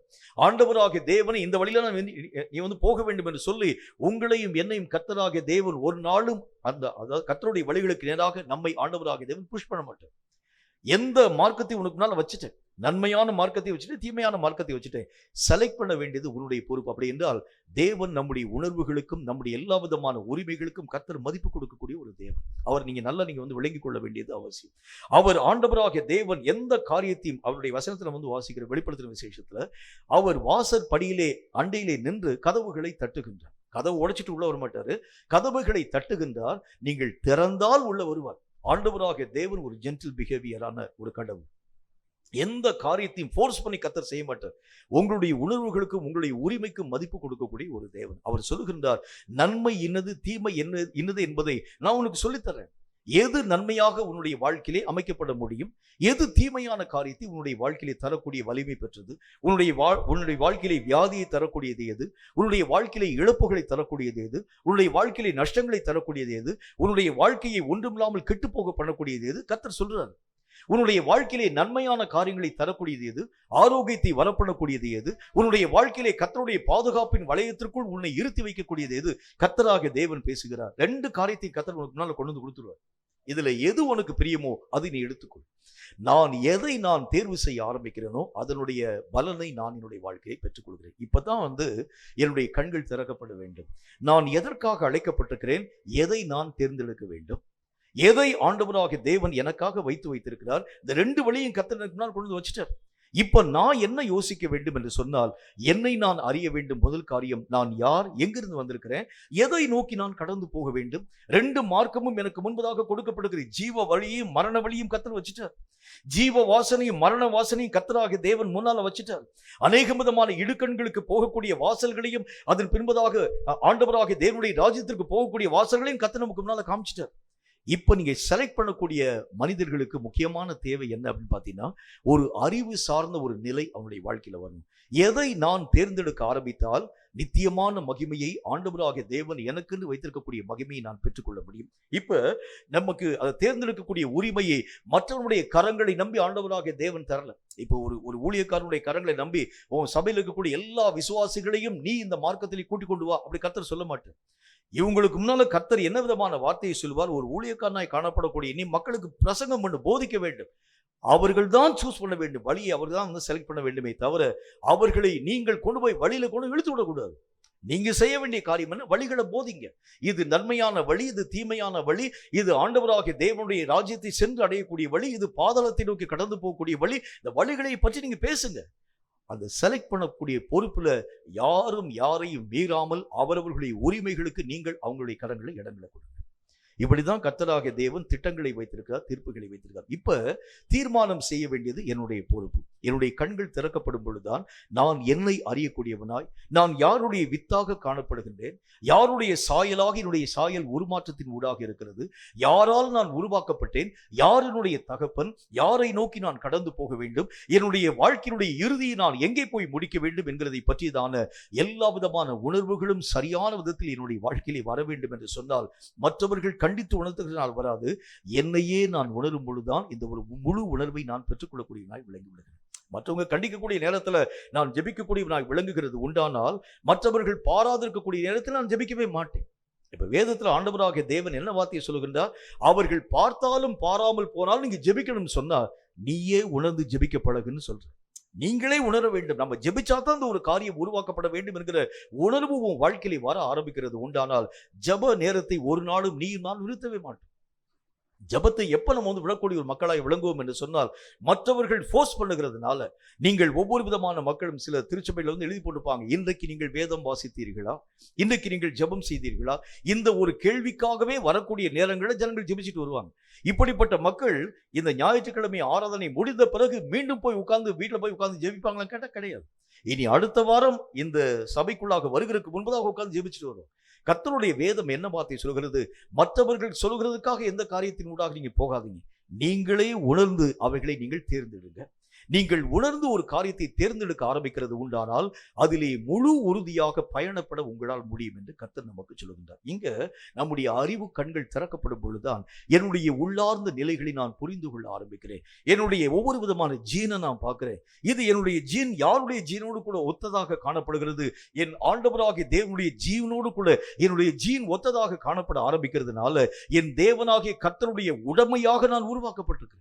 நான் அவரைத்தான் சென்று அடையும்படிக்காக உருவாக்கப்பட்டேனே தவிர மற்ற எந்த விதமான சாத்தானோ மற்ற எந்த விதமான சூழ்நிலைகளோ என்னை இந்த உலகத்திலே மெய்யாகவே உருவாக்கல. உருவாக்கப்பட்டவன் நான் என் தேவனாகிய கர்த்தருடைய சாயலாகவே அவருடைய ரூபத்தின்படி நான் உருவாக்கப்பட்டிருக்கிறேன். சோ நான் ஆண்டவராகிய தேவனை நோக்கி என்னுடைய பயணத்தை துவங்க வேண்டும் என்கிற நல்ல ஒரு தீர்மானத்தை செய்யும் ஒரு மனிதனாக விளங்க ஆரம்பிக்கின்றேன். இப்ப கேட்கும் கர்த்தருடைய பிள்ளையே, முதல் காரியம், என்னுடைய கண்கள் அறிவு சார்ந்த விஷயங்கள்ல தெளிவடைய வேண்டியது அவசியம். அதிலும் குறிப்பாக என்னை அறியக்கூடிய அறிவுல எனக்கு கொடுக்கப்பட்டிருக்கக்கூடிய வரங்களை பற்றி கர்த்தர் ஒரு நாள்ல கேள்வி கேட்பார். எனக்கு கொடுக்கப்பட்டிருக்கக்கூடிய அழைப்பு பற்றி கர்த்தர் ஒரு நாள் ஒரு கேள்வி கேட்பார். என்னுடைய கரங்களிலே கொடுக்கப்பட்டிருக்கக்கூடிய பலவிதமான பொறுப்புகளை பற்றி கர்த்தர் ஒரு நாள் என்னை பார்த்து கேள்வி கேட்பார். அந்த கேட்கக்கூடிய அந்த கேள்விக்கு முன்பதாக நான் பதில் சொல்ல வேண்டும் என்றால், ஒவ்வொரு நாளும் என்னுடைய நிலைகளை நான் ஆராய்ந்து பார்க்க வேண்டியது அவசியம். ஒரு நாள்ல அக்கவுண்ட் செக்ஷன் வந்து திடீர்னு சொல்லி இன்ஸ்பெக்ஷன் வந்துருவாங்க. இன்ஸ்பெக்ஷன் வருவதற்கு முன்பதாக நமக்கு முன்பதாக இன்ஃபர்மேஷன் சொல்லுவாங்க. இன்ஸ்பெக்ஷன் இத்தனாம் தேதி அன்றைக்கு உங்களுடைய அலுவலகத்திற்கு முன்பதாக வரப்போகிறது என்பதை பற்றி பேசுவாங்க. அந்த அலுவலகத்துக்கு முன்பதாக வரப்போகக்கூடிய அந்த நாளுக்கு முன்பதாக எல்லா ஜனங்களையும் இருக்கக்கூடிய கணக்கு வழக்குகள் யாவற்றையும் எடுத்து வைத்துக் கொண்டு எல்லாவற்றையும் சரி செய்து சரியான காரியங்கள் யாவற்றையும் அவர்கள் செய்து முடித்து வரக்கூடிய அந்த அந்த அதாவது அந்த அந்த இன்ஸ்பெக்ஷன் நேரத்தில் தங்களுடைய அந்த அக்கவுண்ட் யாவற்றையும் அந்த மக்கள் சப்மிட் பண்றது மாதிரி நம்முடைய நிலைகளை பற்றி கர்த்தராகிய தேவனை சந்திக்கக்கூடிய அந்த நாளிலே நீங்களும் நானும் கணக்கு சொல்ல வேண்டியது அவசியம். எதையெல்லாம் கர்த்தராகிய தேவன் நம்முடைய கையில தந்திருக்கிறார். இப்போ நம்முடைய கையில கொடுக்கப்பட்டிருக்கக்கூடிய பலவிதமான விஷயங்களை பார்க்கக்கூடிய நேரத்தில் நமக்கு ஒரு பெரிய சந்தோஷம். கர்த்தருடைய நாமத்தினால் அவெல்லாம் தீர்க்கதரிசியா இல்லாம எனக்கு மாத்திரம் வரத்தை கொடுத்திருக்கிறாரே, கர்த்தாவே உங்களுக்கு சோத்திரம் நம்ம சொல்லுவோம். கர்த்தருடைய நாமத்தினால ஆவிக்குரிய கண்களை நீர் எனக்கு மெய்யாகவே தந்திருக்கிறீரே, உம்முடைய நாமத்துக்கு சோத்திரம் சொல்லுவோம். கர்த்தருடைய நாமத்தினால அவனுக்கு தெரியாத நிறைய காரியங்களை நீர் எனக்கு போதித்து தரக்கூடிய ஒரு தேவனாய் விளங்கினீரே, கர்த்தாவே உமக்கு சோத்திரம் சொல்லுவோம்.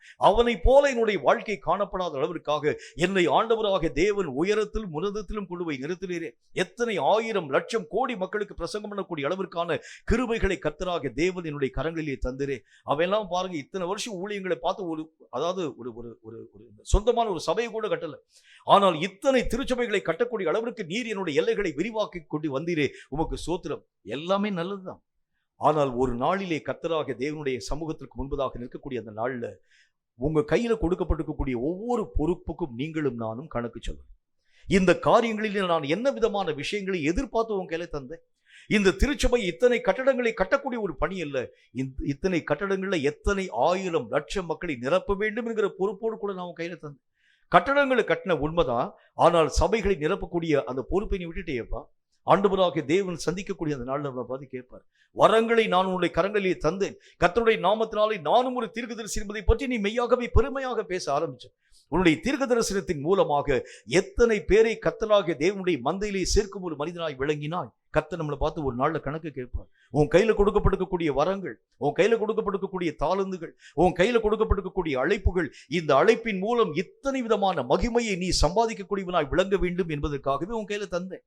ஆண்டவராகிய தேவனுடைய நாமத்தினாலே நீ செய்த காரியம் என்ன என்கிறதை பற்றி கர்த்தர் கேட்கிறதுக்கு முன்பதாக இன்றைக்கே உங்களை நீங்கள் ஒய்த்து ஆராய்ந்து பார்க்க ஆரம்பிக்கிறது உண்டானால் உங்கள் வழிகளை சீர்படுத்த உங்களால் ஆகும்.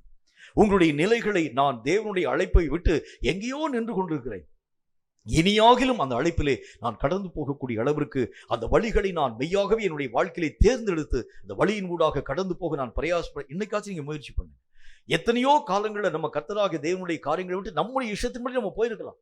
ஆனால் தேவன் எதிர்பார்க்கும் ஒரு மார்க்கத்தின் ஊடாக நீங்கள் பயணப்பட ஆரம்பிக்கும் பொழுது, நான் ஏற்கனவே உங்களுக்கு சொன்னது மாதிரி ஒரு முழுமையை பெறக்கூடிய அனுபவம் கர்த்தராகிய தேவனுடைய நாமத்தினாலே அவர் நமக்கு காண்பித்திருக்கக்கூடிய வழியில போனா தான் ஒரு முழுமையை எட்ட உங்களாலும் என்னாலும் ஆகும். இந்த முழுமையை அடைய வேண்டும் என்றால் வேதம் சொல்லக்கூடிய நல்ல ஒரு வாக்கியத்தின் அடிப்படையில் ஆண்டவராகிய தேவனுடைய வழிகளை நீங்கள் தேர்ந்தெடுக்க வேண்டியது அவசியம். அப்போ எனக்கு என்ன காரியம் இப்போ எனக்கு தேவைப்படுதுன்னா, நான் இப்போ எங்க நிற்கிறேன்னு பாருங்க.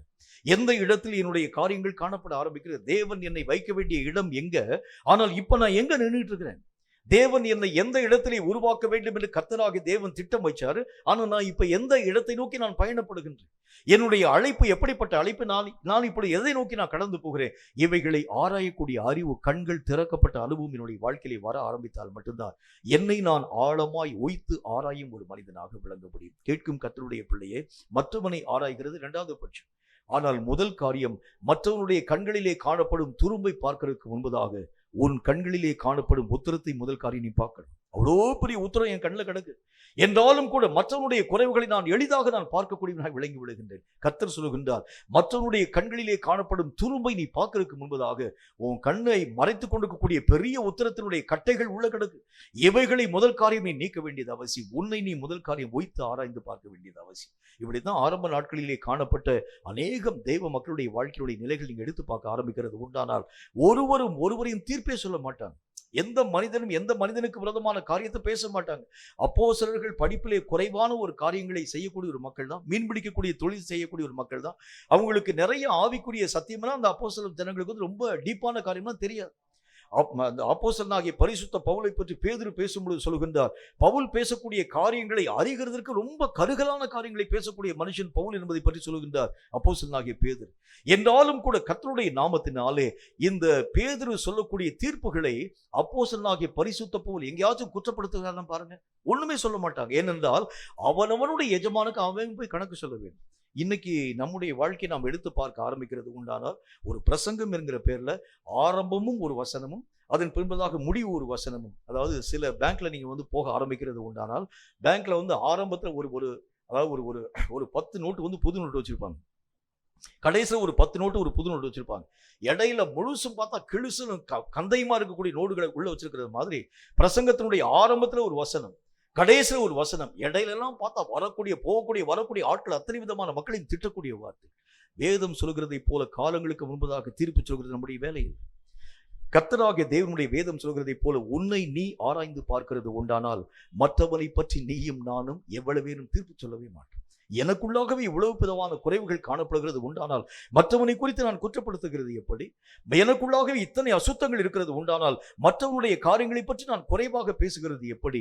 இப்படி நான் என்னை ஆராய்ந்து பார்க்கக்கூடிய கண்கள் என் வாழ்க்கையிலே திறக்கப்பட ஆரம்பித்தால் மட்டும்தான் என் நிலைகளை, என்னுடைய ஓட்டத்தை, என்னுடைய இலக்கை நான் மெய்யாகவே ஆழமாய் அறிந்து அவைகளை நோக்கி பயணப்பட என்னால் முடியும் என்று கர்த்தர் நமக்கு சொல்லுகின்றார். இரண்டாவது, ஒரு தெளிந்த பார்வையை பற்றி வேதம் மற்றும் ஒரு வார்த்தையை நமக்கு சுட்டி காண்பிக்கிறது. எண்ணாகம புஸ்தகத்துல 22வது அதிகாரம் 31வது வசனம் இந்த வார்த்தையை நமக்கு சொல்கிறது. எண்ணாகம புஸ்தகம் 22வது அதிகாரம் 31வது வசனம் இந்த வார்த்தையை சொல்கிறது. வாசிக்கிறீங்க கவனிங்க. அப்பொழுது கர்த்தர் பிலேயாமின் கண்களை திறந்தார், வழியிலே நின்று உருவின பட்டயத்தை தம்முடைய கைகளிலே பிடித்திருக்கிற கர்த்தருடைய தூதனை அவன் கண்டு தலை குனிந்து முகங்குப்புற விழுந்து வணங்கினான். கர்த்தருடைய வேத புஸ்தகத்துல இரண்டாவது காரியம், தேவன் நமக்கு வைத்திருக்கக்கூடிய வழிகளை அறியக்கூடிய ஒரு கண்களை கர்த்தர் நமக்கு ஆண்டவராகிய தேவன் வாக்கு பண்ணுகின்றார். பிலேயாமுக்கு அவனுக்கு ரொம்ப பரிச்சயமான வழிகளை அவனுடைய கண்கள் பார்த்தது. இந்த வழியில போனா நிறைய சம்பாத்தியம் எனக்கு வரும் போல இருக்கிறது. கர்த்தருடைய நாமத்தினால தீர்க்கதரிசனம் சொல்லுகின்றேன். ராஜாவாகிய பாலாக்கனுடைய வார்த்தைகளுக்கு இணங்க நான் மெய்யாகவே தீர்க்க தரிசனங்கள் யாவற்றையும் சொல்லுகிறது உண்டானால், என்னுடைய வரங்களை பயன்படுத்துகிறது உண்டானால், என்னுடைய ஊழியத்திற்கும் என்னுடைய தனிப்பட்ட வாழ்க்கைக்கும் தேவையான அநேக விதமான பொருள் விஷயங்களை நான் என்னுடைய வாழ்க்கையிலே பெற்றுக்கொள்ள முடியும் என்கிற விருப்பத்தோடு கூட பிலேயாம் என்கிற மனிதன் அந்த ஜனங்களோடு கூட போகும்படிக்கு சம்மதித்து பேச ஆரம்பித்தார். கர்த்தராகிய தேவன் முதல் முறையாக அவனோடு கூட பேசுகின்றார். நீ அந்த ஜனங்களை அனுப்பிவிட்டு நீ அவங்க கூட போகாத.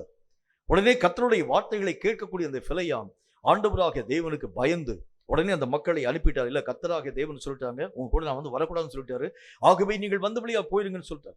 அந்த ஜனங்களும் திரும்பி போய் ராஜாட்ட போய் அந்த வார்த்தைகளை சொல்லக்கூடிய நேரத்துல ராஜா திரும்ப அந்த மக்களை இந்த பிலேயாமை சந்திக்கும்படிக்காக அனுமதித்து அவங்கள பார்த்து சொல்றாரு, இப்ப இந்த பிலேயாமை பார்த்து ஒரே ஒரு வார்த்தை நீ சொல்ல வேண்டும். பிலேயாமே, நீ இந்த ராஜாவினுடைய வார்த்தைகளுக்கு இணங்க ராஜாவை சந்திக்கும்படிக்காக வருகிறது உண்டானால் உனக்கு தேவையான கூலிகளை அவன் தராதிருக்கிறது எப்படி? ஆகவே இந்த ஒரு காரியங்களை நீ மீண்டும் ஒரு முறை மறுபரிசீலனை பண்ண வேண்டும். மறுபரிசீலனைங்கிற வார்த்தை வந்து நம்ம அடிக்கடி கேட்கக்கூடிய ஒரு வார்த்தை.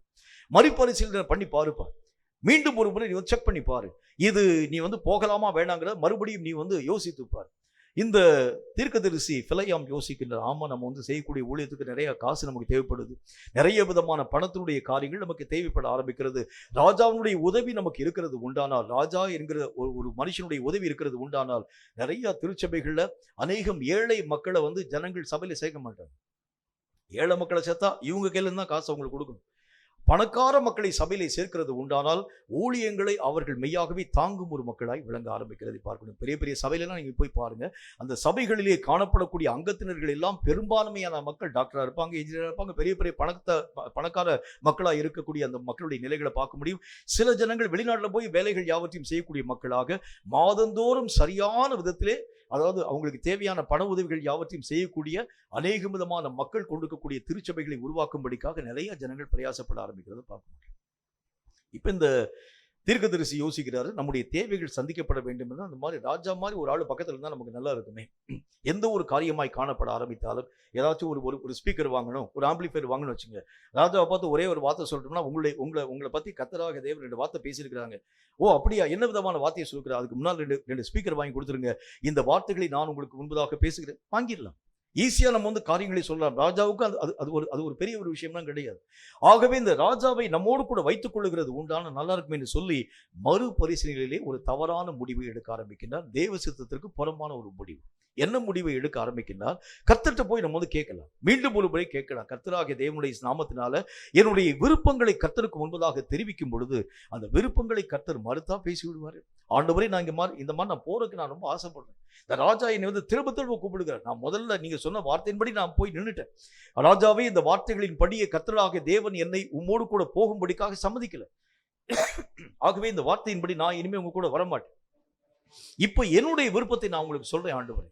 என்னுடைய மன வாஞ்சியை உங்க கூட நான் பேச ஆரம்பிக்கிறேன். கர்த்தருடைய நாமத்தினாலே என்னுடைய விருப்பத்தின்படி நீர் மீண்டும் ஒரு முறை நான் எப்படி மறுபரிசீலனை செய்ய ஆரம்பிச்சேனோ அதே மாதிரி நீர் சொன்ன வார்த்தைகளை நீரும் ஒரு முறை மறுபரிசீலனை பண்ணி பாருங்க. போக வேண்டாம்னு சொல்லக்கூடிய அந்த இடத்துல நீ போயிட்டு வாப்பா, நீ போகக்கூடிய வழிகள் எல்லாவற்றையும் உன்னை ஆசீர்வதிக்கிறேன்னு சொல்லி மறுபரிசீலனையின் அடிப்படையில் என் கூட நீங்க பேசுங்கன்னு சொல்லி கர்த்தராகிய தேவனை நோக்கி பிலேயாம் ஜெபிக்கிறார். நல்லா புரிஞ்சுக்கோங்க, தேவனாகிய கர்த்தரால் சொல்லப்பட்ட வார்த்தைகள் ஒரு முறை சொன்னால் சொல்லதா மாற்றப்படாது. மறுபரிசீலனைக்கு அங்கே இடமே கிடையாது. கர்த்தர் ஒரு காரியத்தை சொல்லிட்டார்னா தேவன் ஒரு தரம் விளம்பினார், 2 தரம் கேட்டிருக்கிறார், அவ்வளவுதான். அவர் சொல்லிட்டார்னு சொன்னதுதான். அதுல மாற்று கருத்து ஒண்ணுமே கிடையாது. கர்த்தர் மாற்றவே மாட்டார். ஏனென்றால் வானமும் பூமியும் ஒளிந்து போகும், என் வாயிலே இருந்து புறப்படும் வார்த்தைகளும் வார்த்தைகளிலே காணப்படும் எழுத்தும் எழுத்தின் உறுப்பும் அவமாக்கப்படவே படாது. அவர் சொன்ன அந்த வார்த்தைகள் அப்படி அச்சு பிசகாமல் நிறைவாக்கக்கூடிய அளவிற்காகவே கர்த்தர் கிரியைகளை நடப்பிக்க ஆரம்பிக்கிறார். பிலேயாம் சொல்றார், நீர் ஒரு முறை மறுபரிசீலனை பண்ணி பாரும் ஆண்டவரே. கர்த்தராகிய தேவன் கோபதாபமாக அவனோடு கூட பேசுகிறார். நீ போ, என்றாலும் நான் சொல்லக்கூடிய வார்த்தையின் அடிப்படையிலே ஆண்டவராகிய என்னுடைய வார்த்தைகளை தவிர்த்து நீ வேறு ஒரு வார்த்தையும் பேசக்கூடாது.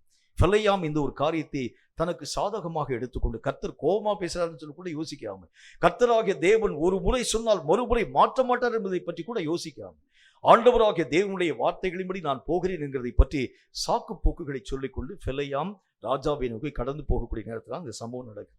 வழியிலே கழுதைக்கு எதிராக பெரிய ஒரு தூதன் ஒருவன் ஒருவின பட்டயத்தோடு கூட நிற்கக்கூடிய நிலைகளை அவருடைய கண்கள் பார்க்கிறது.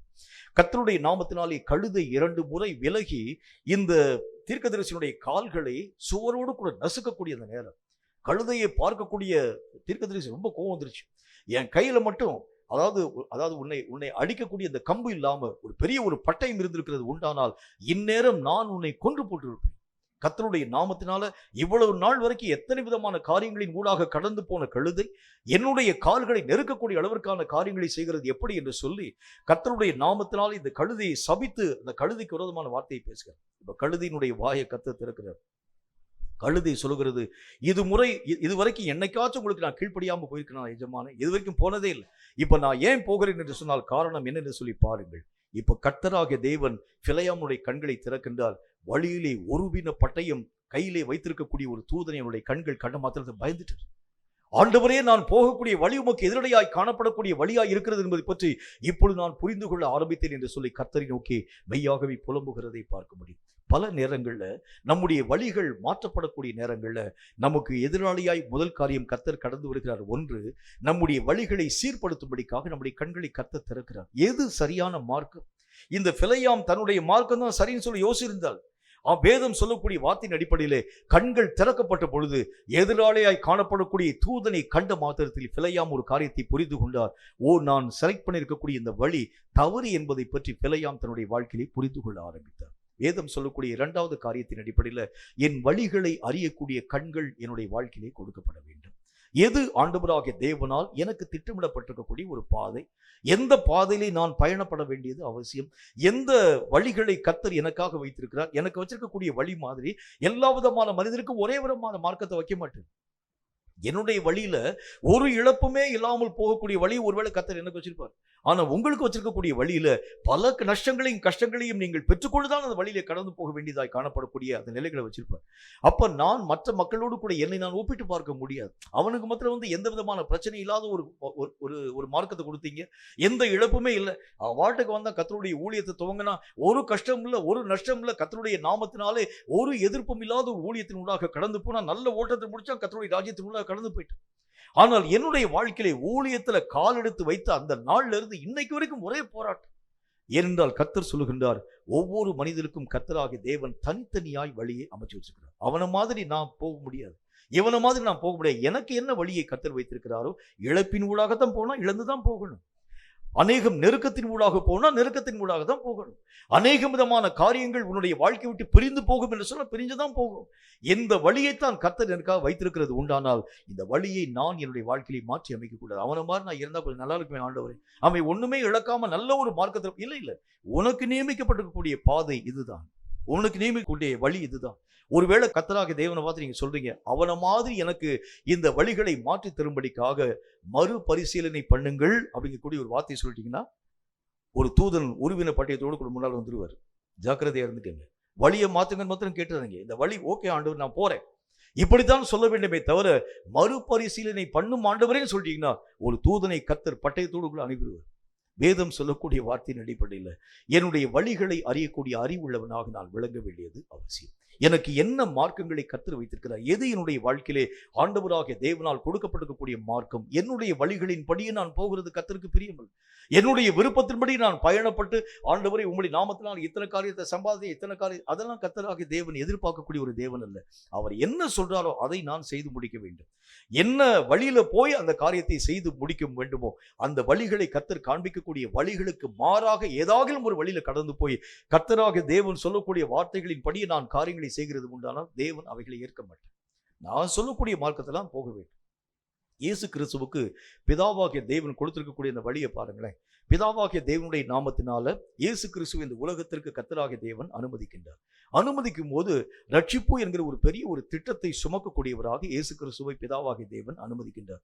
ஒருவேளை இயேசு கிறிஸ்துவனுடைய ஸ்தானத்துல நம்ம இருந்திருக்கிறது உண்டானா கர்த்தரை பார்த்து நம்ம என்ன கேட்டிருப்போம், ஆண்டவரே ஒரு முறை நீர் மறுபரிசீலனை செய்து என்ன காரியத்தை செய்ய வேண்டும், இந்த ரட்சிப்பை நீர் ஒரு வார்த்தை சொன்னாலே ஜனங்களை ரட்சிக்கப்பட்டுருவாங்களே, நாம் போய் உலகத்துல போய் உயிரை விடணுமா, இத்தனை விதமான கஷ்டத்தின் ஊடாக நான் கடந்து போகணுமா, நீர் பரலோகத்திலிருந்து ஒரு வார்த்தை சொல்ல ஆரம்பித்தாலே போதும். வேத புத்தகத்தில் என்ன காரியத்தை பார்க்கிறோம், கர்த்தராகிய தேவன் வானத்தை உருவாக்கும் போது பெரிய காரியத்தை நான் செய்யல, வாயின் வார்த்தைகளினாலே ஒரே ஒரு வார்த்தையை சொன்னார், வானங்கள் உருவாக்க கடவுது என்று கர்த்தர் ஒரு வார்த்தையை சொன்னார், வானமே உருவாயிடுச்சு.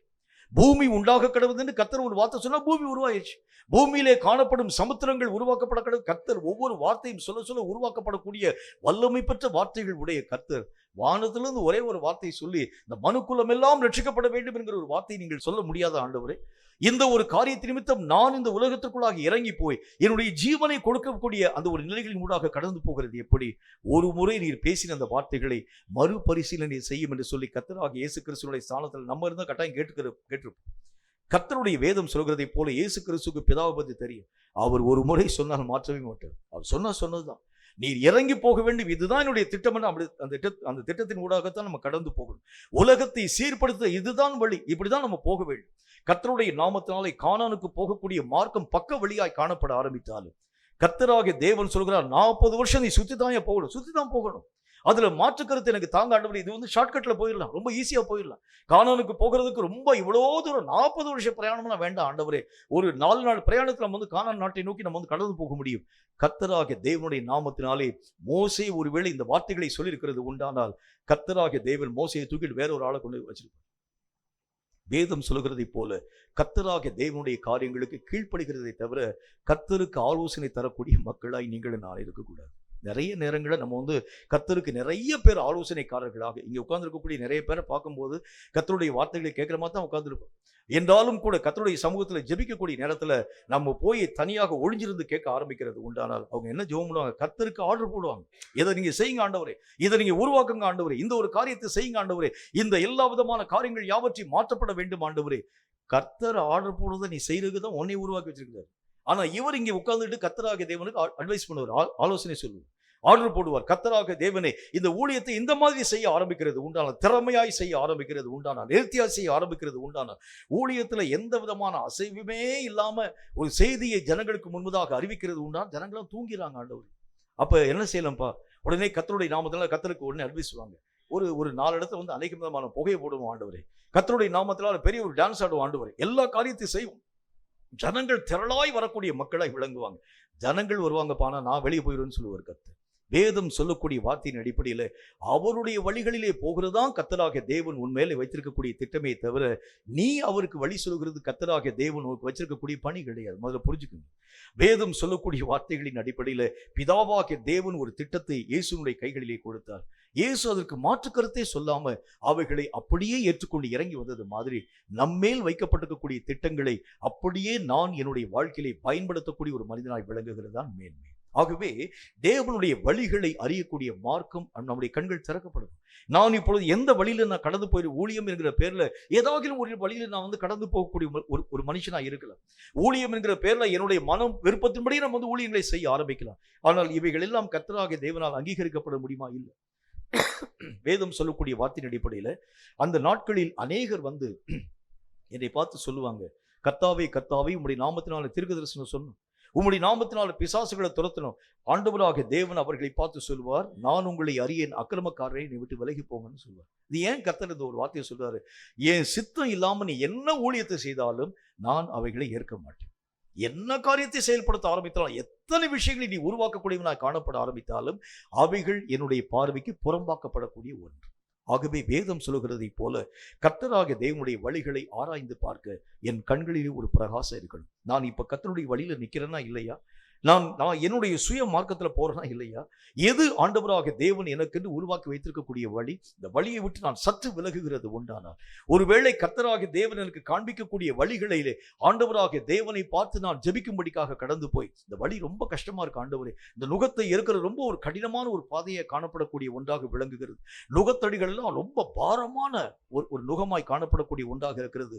ஒரு முறை நீர் மறுபரிசீலனை செய்து இந்த நுகத்தை லகுவாக்கும் என்று நீங்கள் பேசுகிறது உண்டானால், உங்களுக்கு எதிராளியாக தேவன் தம்முடைய தூதனை அனுப்பிடுவார். கர்த்தராகிய தேவனுடைய வழிகளிலே மாற்று கருத்துக்களுக்கு இடமே கிடையாது. நல்லா விளங்கிக்கங்க. தேவன் என்ன மார்க்கத்தை எனக்கு வந்து சொல்லிட்டாரோ அதுல மாற்றக்கூடிய கருத்துக்களை நீங்கள் பேசுகிறது உண்டானால் கர்த்தர் அவைகளை ஒரு நாளும் ஏற்றுக்கொள்ளவே மாட்டார். ஒருவேளை மாற்று வழி நீங்க போனா கூட நீங்கள் தேவனாகிய கர்த்தருக்கு அந்நியமா போயிருவீங்க. தேவன் உங்களை அறிய மாட்டார். உங்களை பத்தி அவருக்கு தெரியவே தெரியாது. ஒருவேளை யாராகிலும் ஒரு மனிதன் உங்களை பார்த்து வந்து கம்ப்ளைண்ட் பண்ணான்னு வச்சுக்கோங்க, ஆண்டவரே கர்த்தருடைய நாமத்தினால் இந்த மனுஷன் ஊழியம் பார்க்கிறான், இவனுடைய எல்லா விதமான ஊழியர்களும் தாரோமாராய் கடந்து போகக்கூடியதாக விளங்குகிறது. கர்த்தர் அவனை யாருன்னு எனக்கு தெரியாதப்ப, அவன் என்னுடைய பேரை சொல்றான், ஆனால் அவனுக்கு எனக்கு சம்மதம் இல்லைன்னு சொல்லிடுவான். வேதம் சொல்லக்கூடிய வார்த்தையின் அடிப்படையில் அவருக்கு உட்படுத்தப்பட்ட ஊழியங்களின் ஊடாக கடந்து போகக்கூடியவனைத்தான் தேவன் ஆழமாய் அறியக்கூடியவராய் இருக்கிறதுனால அவருடைய கரங்களுக்குள் அடங்கின ஒரு வாழ்க்கை, அவருடைய சித்தத்திற்கு உட்படுத்தப்படக்கூடிய ஒரு வாழ்க்கை வாழும்படிக்காக நீங்களும் நானும் உருவாக்கப்பட்டோம். இப்ப நான் என்னை உணரணும், நான் எந்த வழியில நிற்கிறேன், எந்த மார்க்கத்தில் கடந்து போகிறேன் என்பதை பற்றி, கர்த்தருடைய சித்தத்திற்கு உட்படுத்தப்பட்டிருக்கக்கூடிய மார்க்கத்தில் போறேனா அல்லது என்னுடைய இஷ்டத்தின் படியான மார்க்கத்தில் போறேனா என்பதை பற்றி ஆராய்ந்து பார்க்கும்படிக்காய் என் கண்களிலே ஒரு தெளிவு வர வேண்டியது அவசியம். மூன்றாவது ஒரு காரியத்தை நான் சொல்றேன். கர்த்தருடைய வேதம் சொல்லக்கூடிய மற்றும் ஒரு வார்த்தையின் அடிப்படையில் வெளிப்படுத்தின விசேஷத்துல 13வது அதிகாரம் 18வது வசனம் இந்த வார்த்தையை நமக்கு சொல்கிறது. வெளிப்படுத்தின விசேஷத்துல 13வது அதிகாரம் 18வது வசனம் இந்த வார்த்தையை சொல்கிறது. வாசிக்கிறேன், கவனிங்க. அது என்ன சொல்றதுன்னு பாருங்க. இதிலே ஞானம் விளங்கும் அந்த மிருகத்தின் இலக்கத்தை புத்தியுடையவன் கணக்கு பார்க்க கடவன், அது மனுஷனுடைய இலக்கமா இருக்கிறது, அதனுடைய இலக்கம் 666. மூன்றாவது காரியம் கர்த்தராகிய தேவன் சொல்லுகின்றார், சாத்தானுடைய தன்மைகளை நீங்கள் உங்கள் வாழ்க்கையிலே இனம் அறிய வேண்டியது அவசியம். தந்திரசாலியாய் காணப்படக்கூடிய சாத்தான், நீங்களும் நானும் அறியாத மார்க்கத்திலே நம்மை வஞ்சிக்கும்படிக்காய் வரக்கூடிய சாத்தான், உங்க வழியிலே வந்து உங்களுடைய ஆவிக்குரிய நிலைகளை கெட்டுப்போக பண்ணும்படிக்காய் பலவிதமான மாய உபாய தந்திரங்கள் யாவற்றை உருவாக்கக்கூடிய இந்த பொல்லாத சாத்தான், இவனுடைய முக்கியமான பணி என்ன அப்படின்னு பார்த்தீங்கன்னா, தேவனுடைய பிள்ளைகளை ஆண்டவராகிய தேவனோடு கூட இணைய விடாத அளவுக்கு என்னென்ன தடைகளை உருவாக்க முடியும், என்னென்ன காரியங்களை உருவாக்க முடியும், தேவ பக்தியின் வேஷத்தை தரிக்கக்கூடிய மார்க்கத்திலாம் நமக்கு போதிக்கக்கூடியவன். இந்த மாதிரிலாம் நம்ம வந்து ஏமாத்தலாங்க. சில அதாவது உலக ரீதியான காரியங்கள்ல பல விஷயங்கள்ல அநேக விதமான எஜமானர்களை ஏமாற்றக்கூடிய வேலையாட்களை மாதிரி நீயும் ஆவிக்குரிய விஷயத்துல ஏமாற்றத்தின் ஊடாக நிறைய விதமான காரியங்களை செய்யலாம். கர்த்தர் அதெல்லாம் வந்து பார்க்க மாட்டார், எண்ணியெல்லாம் பார்க்க மாட்டார். நீ இந்த ஒரு காரியத்தை நீ செஞ்சு முடிச்சிட்டியா, ஓகேன்னு சொல்லி கர்த்தர் விட்டுருவார்னு சொல்லி உங்களுடைய மனதை மயங்க செய்யக்கூடிய அளவுக்கான காரியங்களை உருவாக்கக்கூடியவர் இந்த சாத்தான். இவன் சொல்லக்கூடிய ஆலோசனைகளை நம்ம கேட்கக்கூடிய நேரத்தில் இது நமக்கு 100% உண்மையை போலவே தோற்றமளிக்க ஆரம்பிக்கிறதை பார்க்கணும். முதல் அட்வைஸை சாத்தான் ஆதாமுக்கும் ஏவாளுக்கும் சொல்ல ஆரம்பிக்கிறான். ஆதாமோடும் ஏவாளோடும் கூட சாத்தான் பேசக்கூடிய அந்த வார்த்தையை பாருங்க. சாத்தான் பேசும் பொழுது அந்த அந்த ஏவாளை பார்த்து சாத்தான் கேட்கின்றான், இந்த தோட்டத்திலே காணப்படும் எதையாச்சும் நீங்க விலக்க வேண்டும் என்கிறதை பற்றி கர்த்தர் சொல்லியிருக்கிறாரா? உன்னை ஏவாள் அதுக்கு மறு உத்தரவாக பதில் ஒன்று சொல்றாங்க. என்ன வார்த்தையை சொல்றாங்க? தோட்டத்தில் எல்லா விருட்சத்தினுடைய கனியை சாப்பிடலாம், ஆனால் தோட்டத்தின் நடுவிலே காணப்படக்கூடிய இந்த விருட்சத்தின் கனியை நீங்க பறிக்கவும் கூடாது, புசிக்கவும் கூடாது, இதை நீங்கள் சாப்பிடக்கூடிய நாளில் சாகவே சாவீர்கள் என்பதை பற்றி கர்த்தராகிய தேவன் பேசினார். உடனே இந்த சாத்தான் அதுக்கு மறு உத்தரவான ஒரு வார்த்தை ஒன்றை சொல்ல ஆரம்பித்தார். என்ன சொல்லுகின்றார்? கர்த்தர் பேசின வார்த்தையெல்லாம் பொய்ங்க. எப்பவுமே சாத்தான் சொல்லக்கூடிய முதல் வார்த்தை என்ன? கர்த்தர்லாம் டூப்பு, பொய் சொல்லக்கூடியவர். அவர் சொல்றதெல்லாம் உண்மையெல்லாம் கிடையாது. இப்ப அநேக விதமான ஆவிக்குரிய வல்லுநர்களாய் காணப்படக்கூடிய மக்களும் கூட என்ன வார்த்தையை சொல்றாங்க தெரியுமா? இந்த பழத்தை அவர்கள் பறித்து புசித்த நாளிலே கர்த்தர் சொன்ன வார்த்தையின்படி அவங்க செத்து போனாங்களா பாருங்க, உயிரோட தானே இருந்தாங்க. அப்ப சாத்தான் சொல்கிறது உண்மையை தவிர கர்த்தர் சொல்கிறது பொய்ன்னு சொல்லி வியாக்கியானம் பண்ணக்கூடிய மக்கள் இன்னைக்கு நிறைய பேர் இருக்கிறாங்க. இது ஏன் உங்களுக்கு சொல்றேன்? சாத்தானுடைய முக்கியமான தந்திரம் என்ன அப்படின்னா வந்து தேவன் சொல்லும் உண்மையை அபத்தப்படுத்துகிறது சாத்தானுடைய பணி. அதை பொய்யாக திரித்து நமக்கு முன்பதாக போதிக்கிறது சாத்தானுடைய வேலை. கர்த்தர் இந்த ஒரு காரியத்தை ஆண்டவராக தேவன் சொல்லிட்டு இப்படி இவ்வளவு தூரம் வந்து கஷ்டப்பட்டுலாம் ஊழியம் பார்க்கணும்னு அவசியம் இல்லைப்பா. லகுவான ஊழியத்துக்குள்ள போகலாம். கர்த்தருடைய நாமத்தினால சிலுவையை சுமந்துட்டு தான் கர்த்தராக தேவனை பின்பற்ற வேண்டும் என்கிற அவசியம் இல்லை. சிலுவையை சுமக்காம எத்தனை மக்கள் கர்த்தராக தேவனை பின்பற்றாங்க பாத்தியா? எந்த பாடுகளுமே இல்லாம கர்த்தராக தேவனை பின்பற்றாங்க பாத்தீங்களா? இப்ப நம்முடைய வாழ்க்கையிலே சாத்தான் சொல்கிறது வேத வாக்காக காணப்படக்கூடியதா இருக்கலாம் ஒருவேளை. ஆனால் சந்திப்பின் நாளிலே கர்த்தராகிய தேவன் சொல்லுவார், நான் சொன்ன மார்க்கத்திலே கடந்து போனவனே நான் அறிந்திருக்கிறேன். சிலுவையை சுமந்து என்னை பின்பற்றும்படிக்காய் வந்த அந்த மனிதனை நான் அறிந்திருக்கிறேனே தவிர மற்றவர்கள் எல்லாரும் என்னை பின்பற்றினோம் என்கிற பேர்ல வந்திருக்கிறாங்க, ஆனால் அவர்களை நான் ஒரு காலம் அறியவில்லை என்று கர்த்தர் அந்த நாள் நம்ம பார்த்து சொல்லுவேன். இப்ப சாத்தானுடைய முக்கியமான பணி என்ன?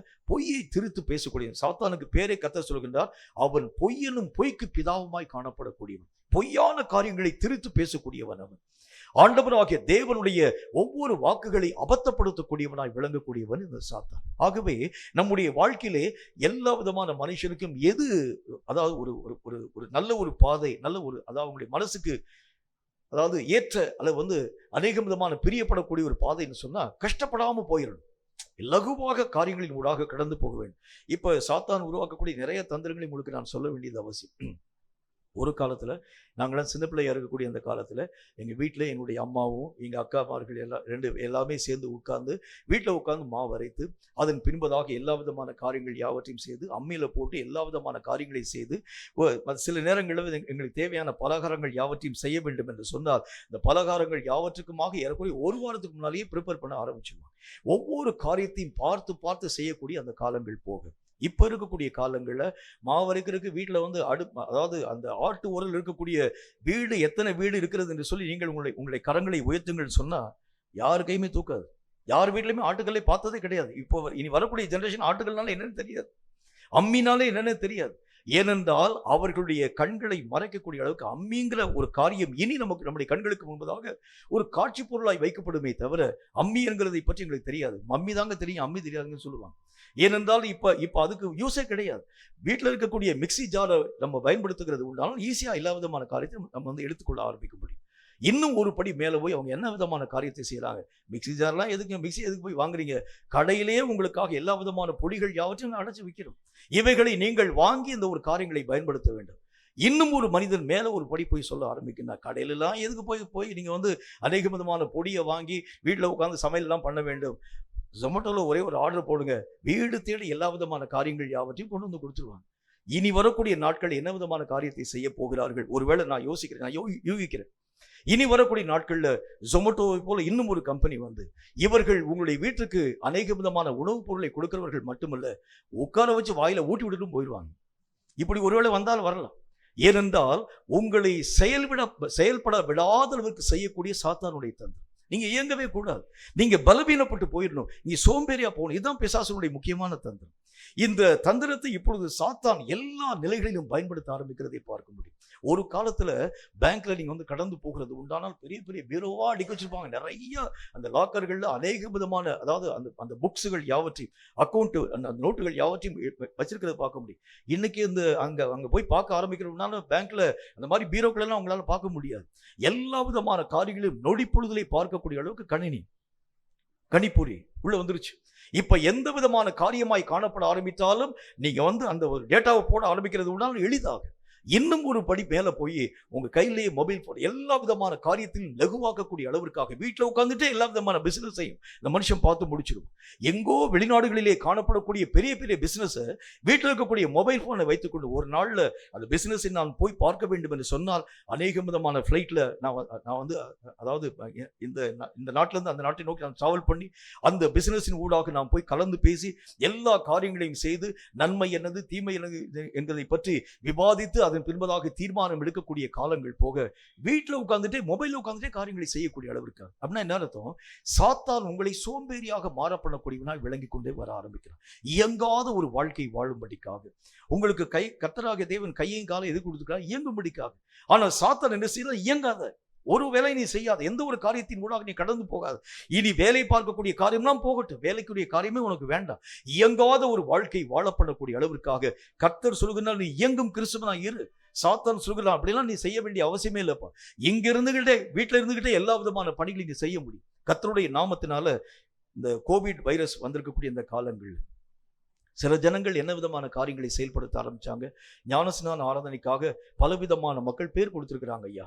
ஆகவே இந்த கோவிட் வைரஸினுடைய இந்த காலங்களில் சபைகளை நாங்கள் மெய்யாகவே கூட்டி ஞானஸ்நானம் கொடுக்கிறது இயலாத ஒரு காரியம். ஆகவே நீங்களே உங்களுடைய வீட்டுக்குள்ளாக ஒரு தொட்டி ஒன்றை அமைத்துக் கொள்ளுங்கள். நாங்கள் இங்கிருந்து சர்வீஸ் நடத்துவோம், ஆராதனை நடத்துவோம். கர்த்தருடைய நாமத்தினாலே, பிதா குமாரன் பரிசுத்த ஆவியினுடைய நாமத்தினாலே மூழ்கி ஸ்நானம் பெறுங்கள் சொல்லும் போது மூக்க பிடிச்சு உள்ள முங்கிருங்க. அவ்வளவுதான். எவ்வளவு ஈஸி பாருங்களேன். இப்ப சபைக்கே வர வேண்டிய அவசியமே இல்லை. சாத்தான் இயங்க விடாத அளவிற்கான பொய்யை திரித்து பேசக்கூடிய சாத்தான். வேதம் சொல்லக்கூடிய வார்த்தை ரொம்ப ஜாக்கிரதையா இருங்க. இந்த சாத்தானுடைய தந்திரங்களை அறியக்கூடிய அறிவு மட்டும் நம்முடைய வாழ்க்கையில இல்லாது இருக்கிறது உண்டானால் எளிதாக நீங்களும் நானும் வஞ்சிக்கப்பட்டு போயிடும். இன்னைக்கு நிறைய ஊழியர்கள் வஞ்சிக்கப்பட்டு போயிட்டாங்க. அவங்களுக்கு தெரியல, விழுந்து போன அவங்களுக்கு தெரியாது. நிறைய ஆவிக்குரிய மக்கள் என்கிற பேர்ல இன்றைக்கு அநேக விதமான மக்களுடைய காரியங்களை பார்க்கக்கூடிய அந்த ஊழியங்களை நீங்களும் நானும் பார்க்க முடியும்.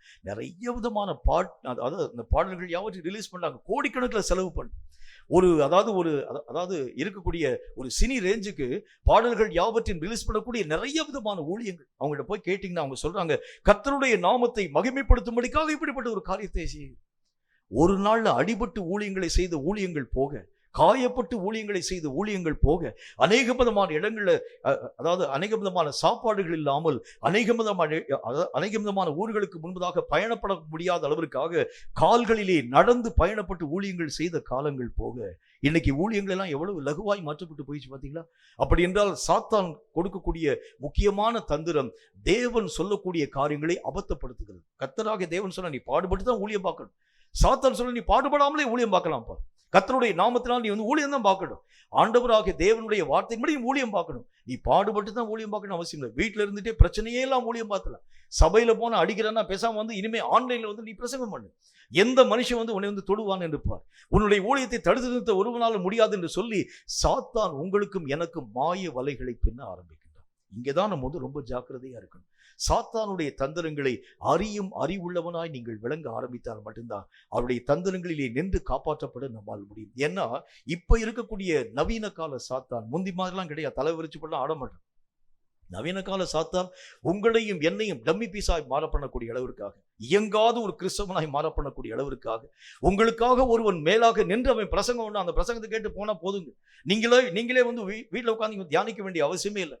ஒருவேளை நீங்கள் தியானிக்க வேண்டும் என்று சொன்னால் உங்களை கையில் இருக்கக்கூடிய அந்த மொபைல் போனை ஓபன் பண்ணி அதுல யூடியூப்ல வரக்கூடிய ஏதாவது ஒரு பிரசங்கத்தை கேளுங்க. யாராகிலும் ஒரு மனிதன் ஏதாவது ஒரு வசனத்தை வந்து தியானிச்சிருக்கும். இந்த தியானம் உங்களுக்கு போதும் இன்னைக்கு என்று சொல்லி உங்களையும் என்னையும் தியானிக்க விடாத அளவிற்காக உங்களை பலவீனப்படுத்தும் சாத்தான். ஜாக்கிரதையா இருங்க. சாத்தானுடைய தந்திரங்களை நாம் மெய்யாகவே ஆழமாய் விளங்கிக் கொள்ள வேண்டியது அவசியம். இதுக்கு ஒரு கண் திறக்கப்படும். இந்த இடத்திலே மிருகத்தினுடைய இலக்கத்தை பற்றி கர்த்தராகிய தேவன் சொல்லுகின்றார், புத்தியுள்ளவன் கணக்கு பார்க்க கடவன். கண்கள் திறக்கப்பட்டவன் கணக்கு பார்க்கணும். அது யாருடைய இலக்கமாய் இருக்கிறது? மனுஷனுடைய இலக்கமாய் காணப்படக்கூடிய 666 என்கிற இலக்கத்தை பற்றி கர்த்தராகிய தேவன் பேசுகின்றார். ஆண்டவராகிய தேவனுடைய முழுமை என்று அழைக்கப்படக்கூடியது 777. 7 என்கிறது கர்த்தராகிய தேவனுடைய முழுமை. 6 என்கிறது மனிதனுடைய முழுமை. இந்த அந்தி கிறிஸ்துவனுடைய ஆட்சி எப்படி வரப்போகிறது என்று சொன்னால், மனிதனுடைய முழு பலத்தோடு கூட அவன் வெளிப்பட போகின்றான். கர்த்தர் அதை தான் பேசிட்டு வர்றார். இந்த இடத்துல கர்த்தருடைய வேதம் சொல்லக்கூடிய வார்த்தைகளின் அடிப்படையை நாம் ஆராய்ந்து பார்க்க வேண்டும் என்றால், சாத்தான் எவனை பயன்படுத்த போகின்றான்? நிறைய மக்கள் சொல்றது மாதிரி சாதாரணமான பலவீனமான அறிவிலே குறைந்த எந்த மனுஷனையும் பிசாசு பயன்படுத்த மாட்டான். மனிதனிலே முதன்மையாய் காணப்படக்கூடியவன் 666 என்ன அர்த்தம் என்றால், மனிதனிலே பிக் லெவல் இருக்கக்கூடிய மனுஷனை தான் சாத்தான் தன்னுடைய பணிக்காக பயன்படுத்த போகின்றான். எந்த விதமான காரியத்தையும் புரிந்து கொள்ளாத இருக்கக்கூடிய மனுஷன் பிசாசு பயன்படுத்த மாட்டான். அவன் சொல்றதுக்கு முன்னாடி யூகித்து செய்யக்கூடிய பெரிய பெரிய அறிவு சார்ந்த மனிதர்களைத்தான் தன்னுடைய பணிக்காக சாத்தான் பயன்படுத்த போகிறான். இந்த தந்திரங்களை நீங்களும் நானும் ஆழமாய் விளங்கிக் கொள்ள வேண்டியது அவசியம். கர்த்தருடைய வேதம் சொல்கிறது மாதிரி கண்கள் திறக்கப்படும் பொழுதுதான் இவைகள் எல்லா விதமான காரியங்கள் நம்மளை சுற்றி என்ன நடக்குது, கர்த்தர் என்ன கிரியைகளை நமக்காக வச்சிருக்கிறாரு, நமக்கு வைத்திருக்கப்பட்டிருக்கக்கூடிய ஓட்டம் எப்படிப்பட்டது, என்னுடைய நிலை எங்க நான் நின்று கொண்டிருக்க ஆரம்பிக்கிறேன், சாத்தான் எனக்கு எதிராக என்ன விதமான மாய வலைகளை விரித்து வைத்திருக்கிறான், இவைகள் எல்லாவற்றையும் அறிந்து பார்க்க ஆரம்பிக்கும் பொழுதுதான் ஒரு கூட்டி கழிச்சு போட்டு ஒரு நல்ல ஒரு வழிகளின் ஊடாக கடந்து போக நம்மளால முடியும். இல்லாட்டி நம்ம ஏதாச்சும் ஒரு வழியில போயிடுவோம். ஏதாகிலும் ஒரு வழியிலே போய் அந்த வழியினுடைய இறுதி ஆண்டவராகிய தேவனுடைய ராஜ்யத்துக்குள் உங்களை கொண்டு போய் சேர்க்காமல் நரகத்திற்குள்ளாக கொண்டு போய் சேர்க்கிறது உண்டானால், இறுதியில போய் உட்கார்ந்து வேதனைப்படுகிறதுனால பிரயோஜனம் ஒண்ணும் இல்லை. அவ்வளவு நாள் நீ பயணப்பட்டுட்டீங்க. இனி கடைசி நேரத்துல அந்த வழிகளை மாறப்பட நம்மளால முடியாது. வழிகளை மாற்ற வேண்டும் என்று சொன்னால் இப்பொழுதே கண்கள் திறக்கப்பட்டு சரியான வழியை நீங்கள் தேர்ந்தெடுக்க வேண்டியது அவசியம். இதற்கு நம்முடைய பார்வையிலே ஒரு தெளிவு வர ஆரம்பித்தால் மட்டும்தான் அநேகம் வழிகள் நமக்கு முன்பதாக காணப்படக்கூடியதாக இருக்க ஆரம்பிக்கிறது. ஒரே ஒரு விஷயத்தை நான் சொல்லி என்னுடைய செய்தியை நிறைவு பண்றேன். சில அதாவது இந்த ரயில்வே ட்ராக்கை நீங்க பார்த்துருப்பீங்க. ஒரே மாதிரி போகக்கூடிய 1000 ட்ராக் இருக்கு, நிறைய ட்ராக் இருக்கு. ஆனால் ஒவ்வொரு ட்ராக்கும் ஒவ்வொரு மார்க்கத்தை நோக்கி பயணப்படக்கூடிய ட்ராக்குகள். இந்த மேல இருக்கக்கூடிய அதாவது அந்த மனுஷன் மேல உட்கார்ந்து பாயிண்ட், அந்த பாயிண்ட்டுக்குரிய காரியங்கள் யாவற்றையும் செய்வான். அந்த மனிதர்கள் எப்படி அந்த கம்ப்யூட்டர்ல அவங்க ஃபீட் பண்ணி வைக்கிறாங்களோ, இந்த ட்ராக் இந்த மார்க்கத்திலே போகக்கூடிய ரயில் இத்தனை மணிக்கு வரப்போகிறது, இந்த ரயிலிலே காணப்படக்கூடிய இந்த ட்ராக்கை இதுக்கு நேராக மாற பண்ண வேண்டியது அவசியம். இவங்க முதலே ஃபீட் பண்ணி வச்சிருவாங்க. சரியாக அந்தந்த ட்ராக்ல போகக்கூடிய ரயில் தான் அந்த ட்ரெயினுடைய இறுதி நிலையை எட்டக்கூடிய அளவிற்காய் காணப்படுமே தவிர, ஒருவேளை வேற ட்ராக் மாறி போயிடுச்சுன்னா, ட்ராக்லாம் ஒரே மாதிரி தான் இருக்கும், வேறு ட்ராக்ல போயிடுச்சுன்னா கடைசியில போய் உட்கார்ந்து யோசிக்கிறதுனால பிரயோஜனம் நம்மள திரும்பி வர முடியும். கர்த்தராகிய தேவன் நமக்கு வச்சிருக்கக்கூடிய வழி அப்படித்தான். பார்க்கும்போது எல்லாமே ஒரே மாதிரி இருக்கக்கூடிய வழிகள். இதுல என் வழி என்னங்கிறத நான் பார்க்கணும். அந்த வழியினுடைய இறுதி வரைக்கும் நான் கடந்து போக வேண்டும். இறுதியிலே கர்த்தராகிய தேவன் சந்திக்கக்கூடிய அந்த நாளிலே ஆண்டவராகிய தேவனுக்கு உகந்தவனாக என்னை நான் பாதுகாத்துக் கொள்ளக்கூடிய அளவிற்கு என் கண்கள் திறக்கப்பட்டதாக காணப்பட ஆரம்பித்தால் மட்டும்தான் என்னுடைய ஓட்டத்தை சரியாக ஓடி முடிக்க என்னால் ஆகும் என்கிறதில் சந்தேகம் ஒன்றுமில்லை.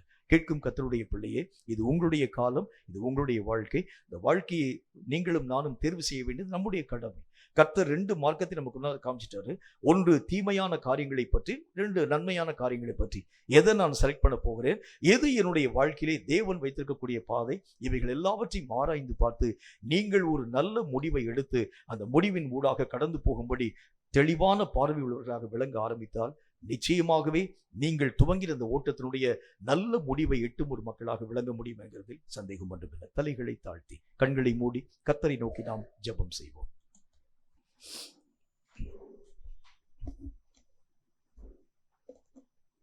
கர்த்தர் பேசின இந்த வார்த்தையின் அடிப்படையில் நம்முடைய இருதயத்தின் கதவுகளை திறந்து கர்த்தரை நோக்கி நாம் ஜெபம் செய்வோம். எனக்கு கொடுக்கப்பட்டிருக்கக்கூடிய வழிகளை நான் ஆராய்ந்து பார்க்க எனக்கு நீர் கிருபையை தாரும் ஆண்டவரே. மார்க்கம் தப்பி அலையும் ஒரு நட்சத்திரத்தை போல் அல்ல, சரியான மார்க்கங்களிலே கடந்து போக எனக்கு நியமிக்கப்பட்டிருக்கக்கூடிய பாதை இதுதான் என்பதை உறுதிப்படுத்திக் கொள்ள எனக்கு ஏற்ற ஞானத்தை தாரு. எல்லாரும் காமிக்கிறாங்க இந்த வழி, இதுதான் நல்ல வழி சொல்லி நானா போயிடக்கூடாது.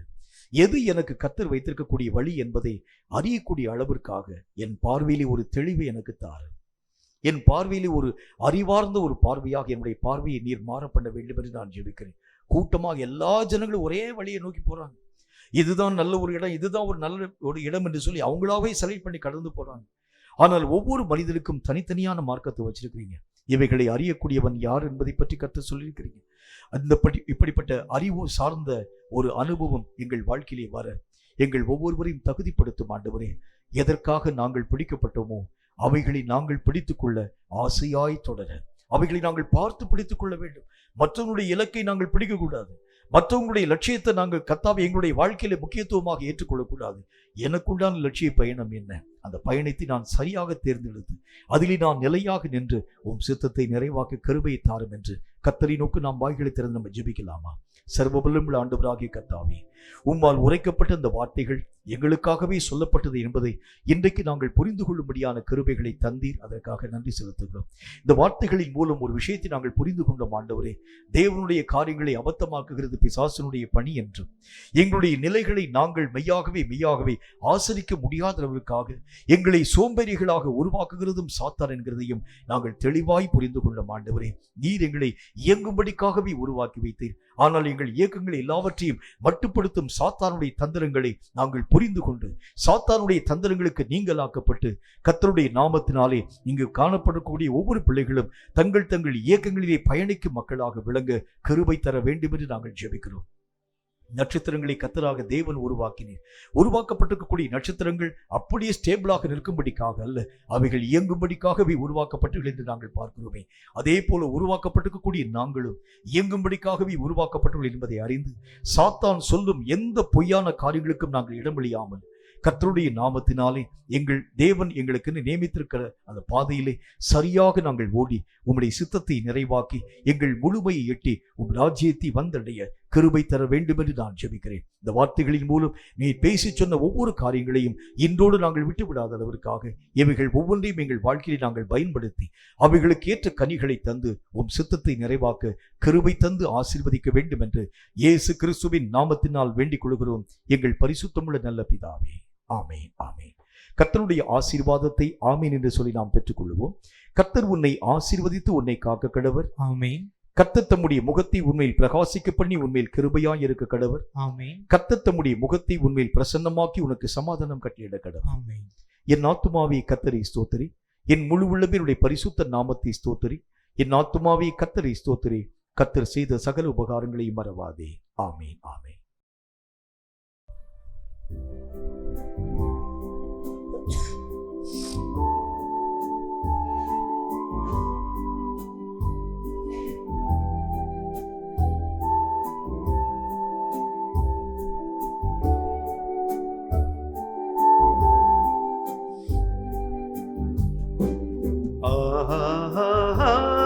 அல்லேலூயா, அல்லேலூயா, அல்லேலூயா, அல்லேலூயா, அல்லேலூயா, அல்லேலூயா, அல்லேலூயா, ஆமென். கர்த்தர் தாமே நம் ஒவ்வொருவரையும் அளவில்லாமல் ஆசீர்வதித்து பாதுகாப்பாராக. ஆமென்.